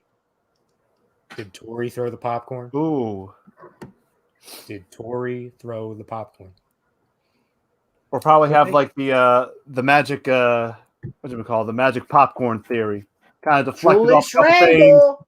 And here comes the Knicks. What's this? Now you're ahead of me. Can we what are we doing? What By are the we way, doing? Donovan Mitchell is playing tonight for the Jazz. He is good to go for great. game 2. So happy for him. Just wonderful. I agree, David. He says Ben played how we needed him to. Yep. Also says let's go Sixers. Let's see. Yusuf. He says Wizards are getting Masai Ujiri and hopefully getting a big 3 of Russ, Brad, and Paul George or Kawhi. Don't ask how. Just know Masai Ujiri is a wizard of making the cap. Okay. I like you, Jerry, but I just don't see that happening. Washington. Yeah. First off, Yusuf, I'm going to say this as a friend because I like you. Okay. Not as a Wizards fan. Russ, Bradley Beal, and Paul George. What are you trying to redo what they tried to do with the 3-headed monster in OKC? Not the 3-headed monster with Harden, Westbrook, and friggin' Durant. Two guys that come up small. So 2 guys that come up small in playoffs. Yeah, like when the big 3 in OKC was Carmelo, friggin' Paul George, and Westbrook. Nah, I'm good. What did he say? So no, he was. It was. I think it was Brendan Hayward was the one interviewing him, and he asked him, Ben, can we expect to see this type of aggressiveness and in game from you? He said, I don't buy into all the shooting. He goes, but from the opening bell, you said I'm a 6'10" guard. You little guys can't guard me. And he said, yeah. He goes, you make a really good point. He goes, game 1, I got a lot of my guys open shots. You know what I mean? He's like, Joel was killing it. Toby was killing it. So I got him open shots.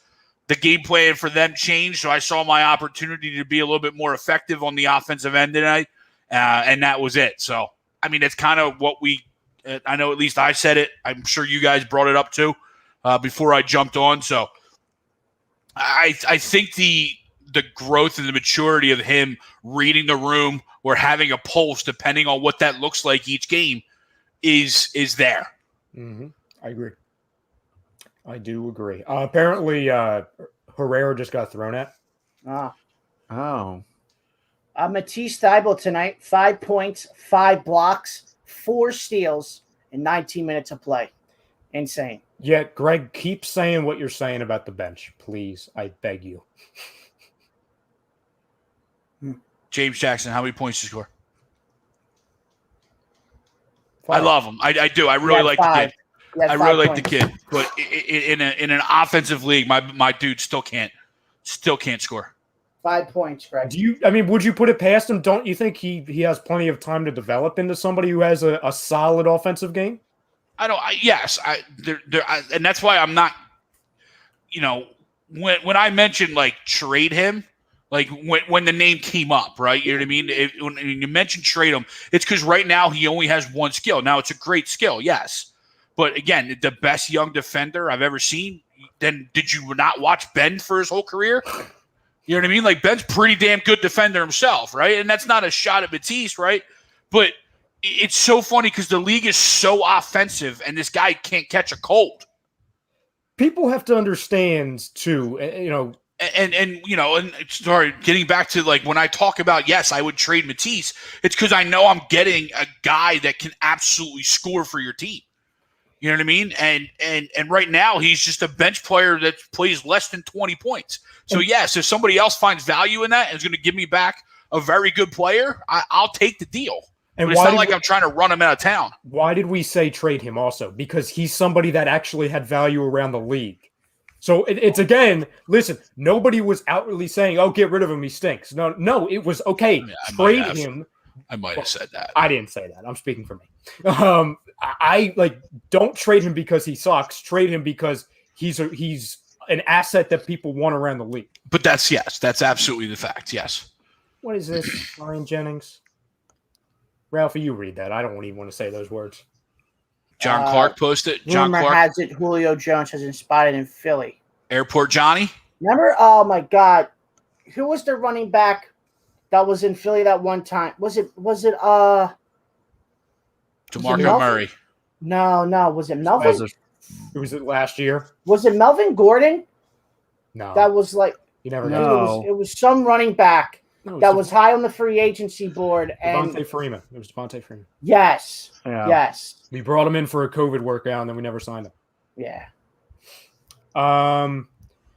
Yusuf says, boys, is it okay if we steal Sammy Cassell from you guys after the season? I feel like he'd do wonders. No. No. If you're going to ask, no. You might as well just go take him and then beg for forgiveness. Yeah, Sammy Cassell was somebody that I know Tom and I definitely wanted, but a lot of people, we would have been cool if he was our head coach. So no. You do not get Sammy under any circumstance. No. Nope. I think it's just time for Washington just to start to rebuild, man. Yusuf, I hate to break it to you, because I know you haven't had a lot of really good coaches anyway, but the coach is the least of your worries and issues. Yeah, I mean, the roster popcorn guy is your biggest issue. I don't think he's going to be on the team. Well, but I'm just saying, guy just doesn't win anywhere. Well, and it's also you have a top-loaded roster with the two, and then Hachimura, who's a good player, and then the rest are just guys. Like, I like Gafford. I think he's a good young player. Bertans is either great or a disaster. But no, you're right, though. They're so top-loaded, I think, Russ is making 45 and Beal's making 40 or 35? Something like that, yes. So in a salary cap era, you have two guys making $70 million of your team's cap. That's probably not good. Your biggest issue is your team has Raul Neto starting for you. And Alex Len. And Russell Westbrook. I'm not putting those two in the same, but I get the sentiment. Yeah, Yusuf, Bertans is a waste of money. I mean, what was it, 3 years, 80? No, bigger. It was, I think, 5 years. Right, you turned it on your brother already. I said it when the contract was signed. I wanted him in the trade deadline. I wanted him in free agency. But once I saw that money, I said, "Okay, he sucks. I'm out." I told you. I shifted. I went from Davis Bertans to Bielitsa. I switched. Yeah, it's 5 and 80. Yep. Bielitsa's a guy we already had, and they both suck. Bielitsa doesn't even play for Miami, and they give up a first-round pick. Yep. So they both stink. Let's see. Ryan Jennings says they have Russell. Look at me, Westbrook. Any team he's on will never win, especially if he's the number 2 option. If he's like a number 3, sure, but he's just too reckless. But he's not, because the money's getting paid. Mm-hmm. I hear you. You watch. He'll be on the final couple years of his career, right? He'll be on like a reasonable contract. You know what I'm saying? Like 15 mil or something, 1 year something. And if he's like the 4th option, then he'll win a title. Yes, Don. He's probable. Chris Paul. Yes, he is. Ooh, and the Knicks, 81-75. Good. I'm rooting for this. I hate New York, but I want it to be a long series. Yep, 81-75. Ruby Toppin just had a nice alley-oop. The New York fans are like jumping like they won the. This is amazing, though, dude. MSG is rocking. I was getting goosebumps watching all these games with the fans. Yeah, I think obviously Spike Lee's at the game. I think 50 Cent was at the game as well tonight. Did you see him jumping around too? Did you see him jumping around, Spike Lee? Yeah. It was the funniest thing I've ever seen in my entire life, him jumping. I love it. Buzzy. I hate him. The Knicks, but there is no doubting that the NBA is better when the Knicks are good. Yes. Yeah. And the joke's kind of over. It's kind of like with the Browns, right? I'm not comparing Cleveland to New York, but like it was fun for those many years for Cleveland not being very good. But like the 0-win teams. And then it's just like, okay, we've had enough. Like, okay, figure it out. The Knicks have been so bad for so long. It's like, okay, let's start figuring out now. Like, don't start winning titles, because I don't feel like dealing with New York fans being like successful. But like, actually have a pulse. Be good enough so we can beat you in the second round, so we can win over New York. Like, that's cool. I'm happy with that. Yeah.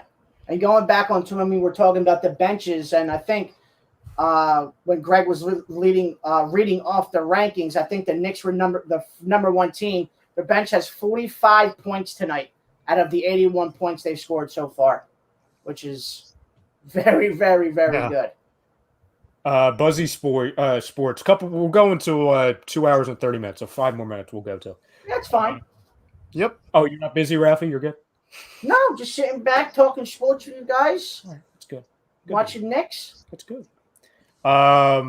David says, real quick, Buzzy says, I'm a huge Russ doubter and I don't like him at all, but I'm really sad with what our fans did with the popcorn pouring. It's really sad to see someone dumb ruining our representation of a fan base. No, I agree. It's one idiot's going to ruin it for everybody. On every account. Don't like Russ. Still shouldn't have happened. Ralph, what's your dog's take about the series so far, according to Selecki? Oh, she's all right. Yeah, she's all right. What's she thinking? Piper, what do you think? Yep. Nice big yawn. So she's not sweating it, huh? She's not sweating the series? No. So she's got the Suns winning then. Wait, so who? Frank, don't you do it. Based off of how the seeding goes, I'm going to say even though I think you guys won in 6, who would you guys face next? The Nuggets or the Blazers? Oh, son of a God. Damn it. The Nuggets or the Blazers? Let's see. Joe says, hate the Knicks, but Atlanta is tied with the Sixers for best record in the East. 27-11 since Nate McMillan took over. Sixers will win regardless, but I'd rather sweep New York than go 5-6 with Atlanta. I do agree with that, Joe. Yeah, I do agree. No, the Knicks are the Hawks are definitely a better team with Nate McMillan. I was a big Nate McMillan, the Philly guy. I actually would have taken Nate over Doc personally. I think I like Nate more than Doc. Not doubting and complaining about what Doc has done so far. So no, that's an absolute great point, Joe, because Nate McMillan's a hell of a coach. He just didn't really ever was able to get over the hump in Indiana. But I know when he was in Indiana, I hated playing the Pacers because they always played tough and they always played us hard. Yusuf gives his vote of approval. He says Lakers are going to the finals if they beat Phoenix. I love it. Yeah, now you definitely can't have Sammy. Yusuf, who'd you have as the East representative? You know, if the Wizards obviously don't win the series. He had Wizards Lakers. Championship. Yeah. Let's see. The Hobbs says Lakers will not advance. Anthony Davis is a fraud. Ooh. Let's go. Ooh. I'm with you, Hobbs. I think that was Greg's burner right there. Yusuf, I don't need a burner. I'll just tell you what it is. It's fair. It's a fair point. Don says, hey, remember when the Clippers blamed Doc Rivers for their loss last year? And Montrezl Harrell, too. Remember that? Oh, Harrell can't do it. He can't do it. So he went to the locker room next door, and look at him now. Obviously, he's not getting the minutes that he is with the Clippers, but every time he's on the floor with us, he's been perfect so far. And also, remember when they traded for Lou Williams for Rajon Rondo, and they thought, oh, here we go. They got their point guard they needed. No, you saw Rondo and the coaching staff last night get into it a little bit. He's screaming at players. I don't know. Staff? Yeah, Ralph, right. Ralph. Hey, Don, let's slow down. We didn't win yet, so there's still plenty of time for us to flip. At least me to flip on Doc here. So, Ralph, what's up? Listen, I knew you didn't like the Clippers before, but you really hate them. Oh, anytime we say the Clippers, you come to life. You're like the friggin' scarecrow. I hate the friggin' scarecrow. No, because it all stemmed from last year where, the Clippers are unbeatable. They're going to walk to the finals. Nobody can beat them. They got Paul George. They got Kawhi Leonard. Nobody can beat them. Oh, then this year happens, and their fourth quarter, in the last 5 minutes of the fourth quarter, they had the worst ever rating with a -5 in NBA history. They have no leader on that team. And like I said before, you just hate to see it, man. You just hate to see it. Don, we'll end with this. Okay. Don. He says Lakers versus Sixers game 7. Ben Simmons Oh my game-winning shot for God. the championship. I'm crying. Like I've already come to this conclusion, regardless of what happens. That's made, by the way. That's going in. Oh, it's wet. It's not. It doesn't. It's not touching a rim. It might not touch the net. That's how smooth it's going to go through. How crazy full circle. Ben is the one that shoots the ball and it gives you the Kawhi bounce, and it goes in. Just comes full circle, huh? I already know that within like a month and a half's time, once this is all done of the playoffs, like I'm gonna be a changed person based off like if they lose and it's heartbroken, it's like okay, we're gonna be burnt, and then if they win, we're gonna be changed person. Oh yeah. If this in a friggin' fantasy world ended like that, Don, with what you just illustrated. Number one, I'm not driving over to Ralph's house. I'm running. I'm sprinting. Because the car, like, I shouldn't be behind the wheel if that happened. You know what I'm saying? Like, I'm not going to do that. I'm going to sprint to Ralph's house. I'm going to be an issue. I might just, like, set up a tent outside in his yard because I'm never going to leave. I'm never going to leave his house. I'm going to be in his ear. I'm going to have a bullhorn every morning. Welcome, Ralph. Guess who's the champions? It's not the Lakers. You can get one of these vuvuzelas. Wow, you just have everything. I'm almost afraid. Where the hell did you pull that out? I have no idea. Yeah, it was so quick. No idea. It was so quick. No idea. And then all of a sudden, this vuvuzela comes out. Is that the thing from the World Cup? Yeah. I You got gonna it like play at Wildwood. No, it's covered in dust. Yeah, you can see the dust hanging from it. Clean your room one time, Ralph. Yeah, I was gonna say Frank, you say that like that's my problem. Whoa. I mean, Frank, you say that like it's my problem. Like, oh, it's your fault. It's dusty. It's like I didn't buy the friggin' Azuya. What is it called? Azuya? A vuvuzela. I got it at Wildwood like 10 years ago. Oh, I got a bunch of weird. No! Don't put the other thing on the screen. No. Not the cool thing. No. Oh boy. I want to show my cool ninja skills. Okay, go ahead. You can put it on the screen, real quick. Whoa! Is that a Randy Jackson fine sword? No. Then it's not cool. Doesn't even. Is Frank's it real? Literally got everything. Frank's know. room is like a museum. Is it plastic or is it like real? I mean, it's a real metal sword, but Okay. But it doesn't have Randy Jackson's signature on it? no. So we're not going to become best friends? Great movie. Fam, we're gonna get the hell out of here before Frank cuts himself on the air before we get suspended. Yeah, please. There's knives. I mean, this is the part of the show where knives are getting pulled out. It's like watching the knife guy on the infomercial. Yeah. You buy these knives, I'm going to throw in 7 of these knives. That guy was around when I was in high school. That guy is still going on. Yep. That dude's a legend. Still going at it. So we're going to end I've almost bought many packs of knives from that guy. Oh, at like 3 o'clock in the morning.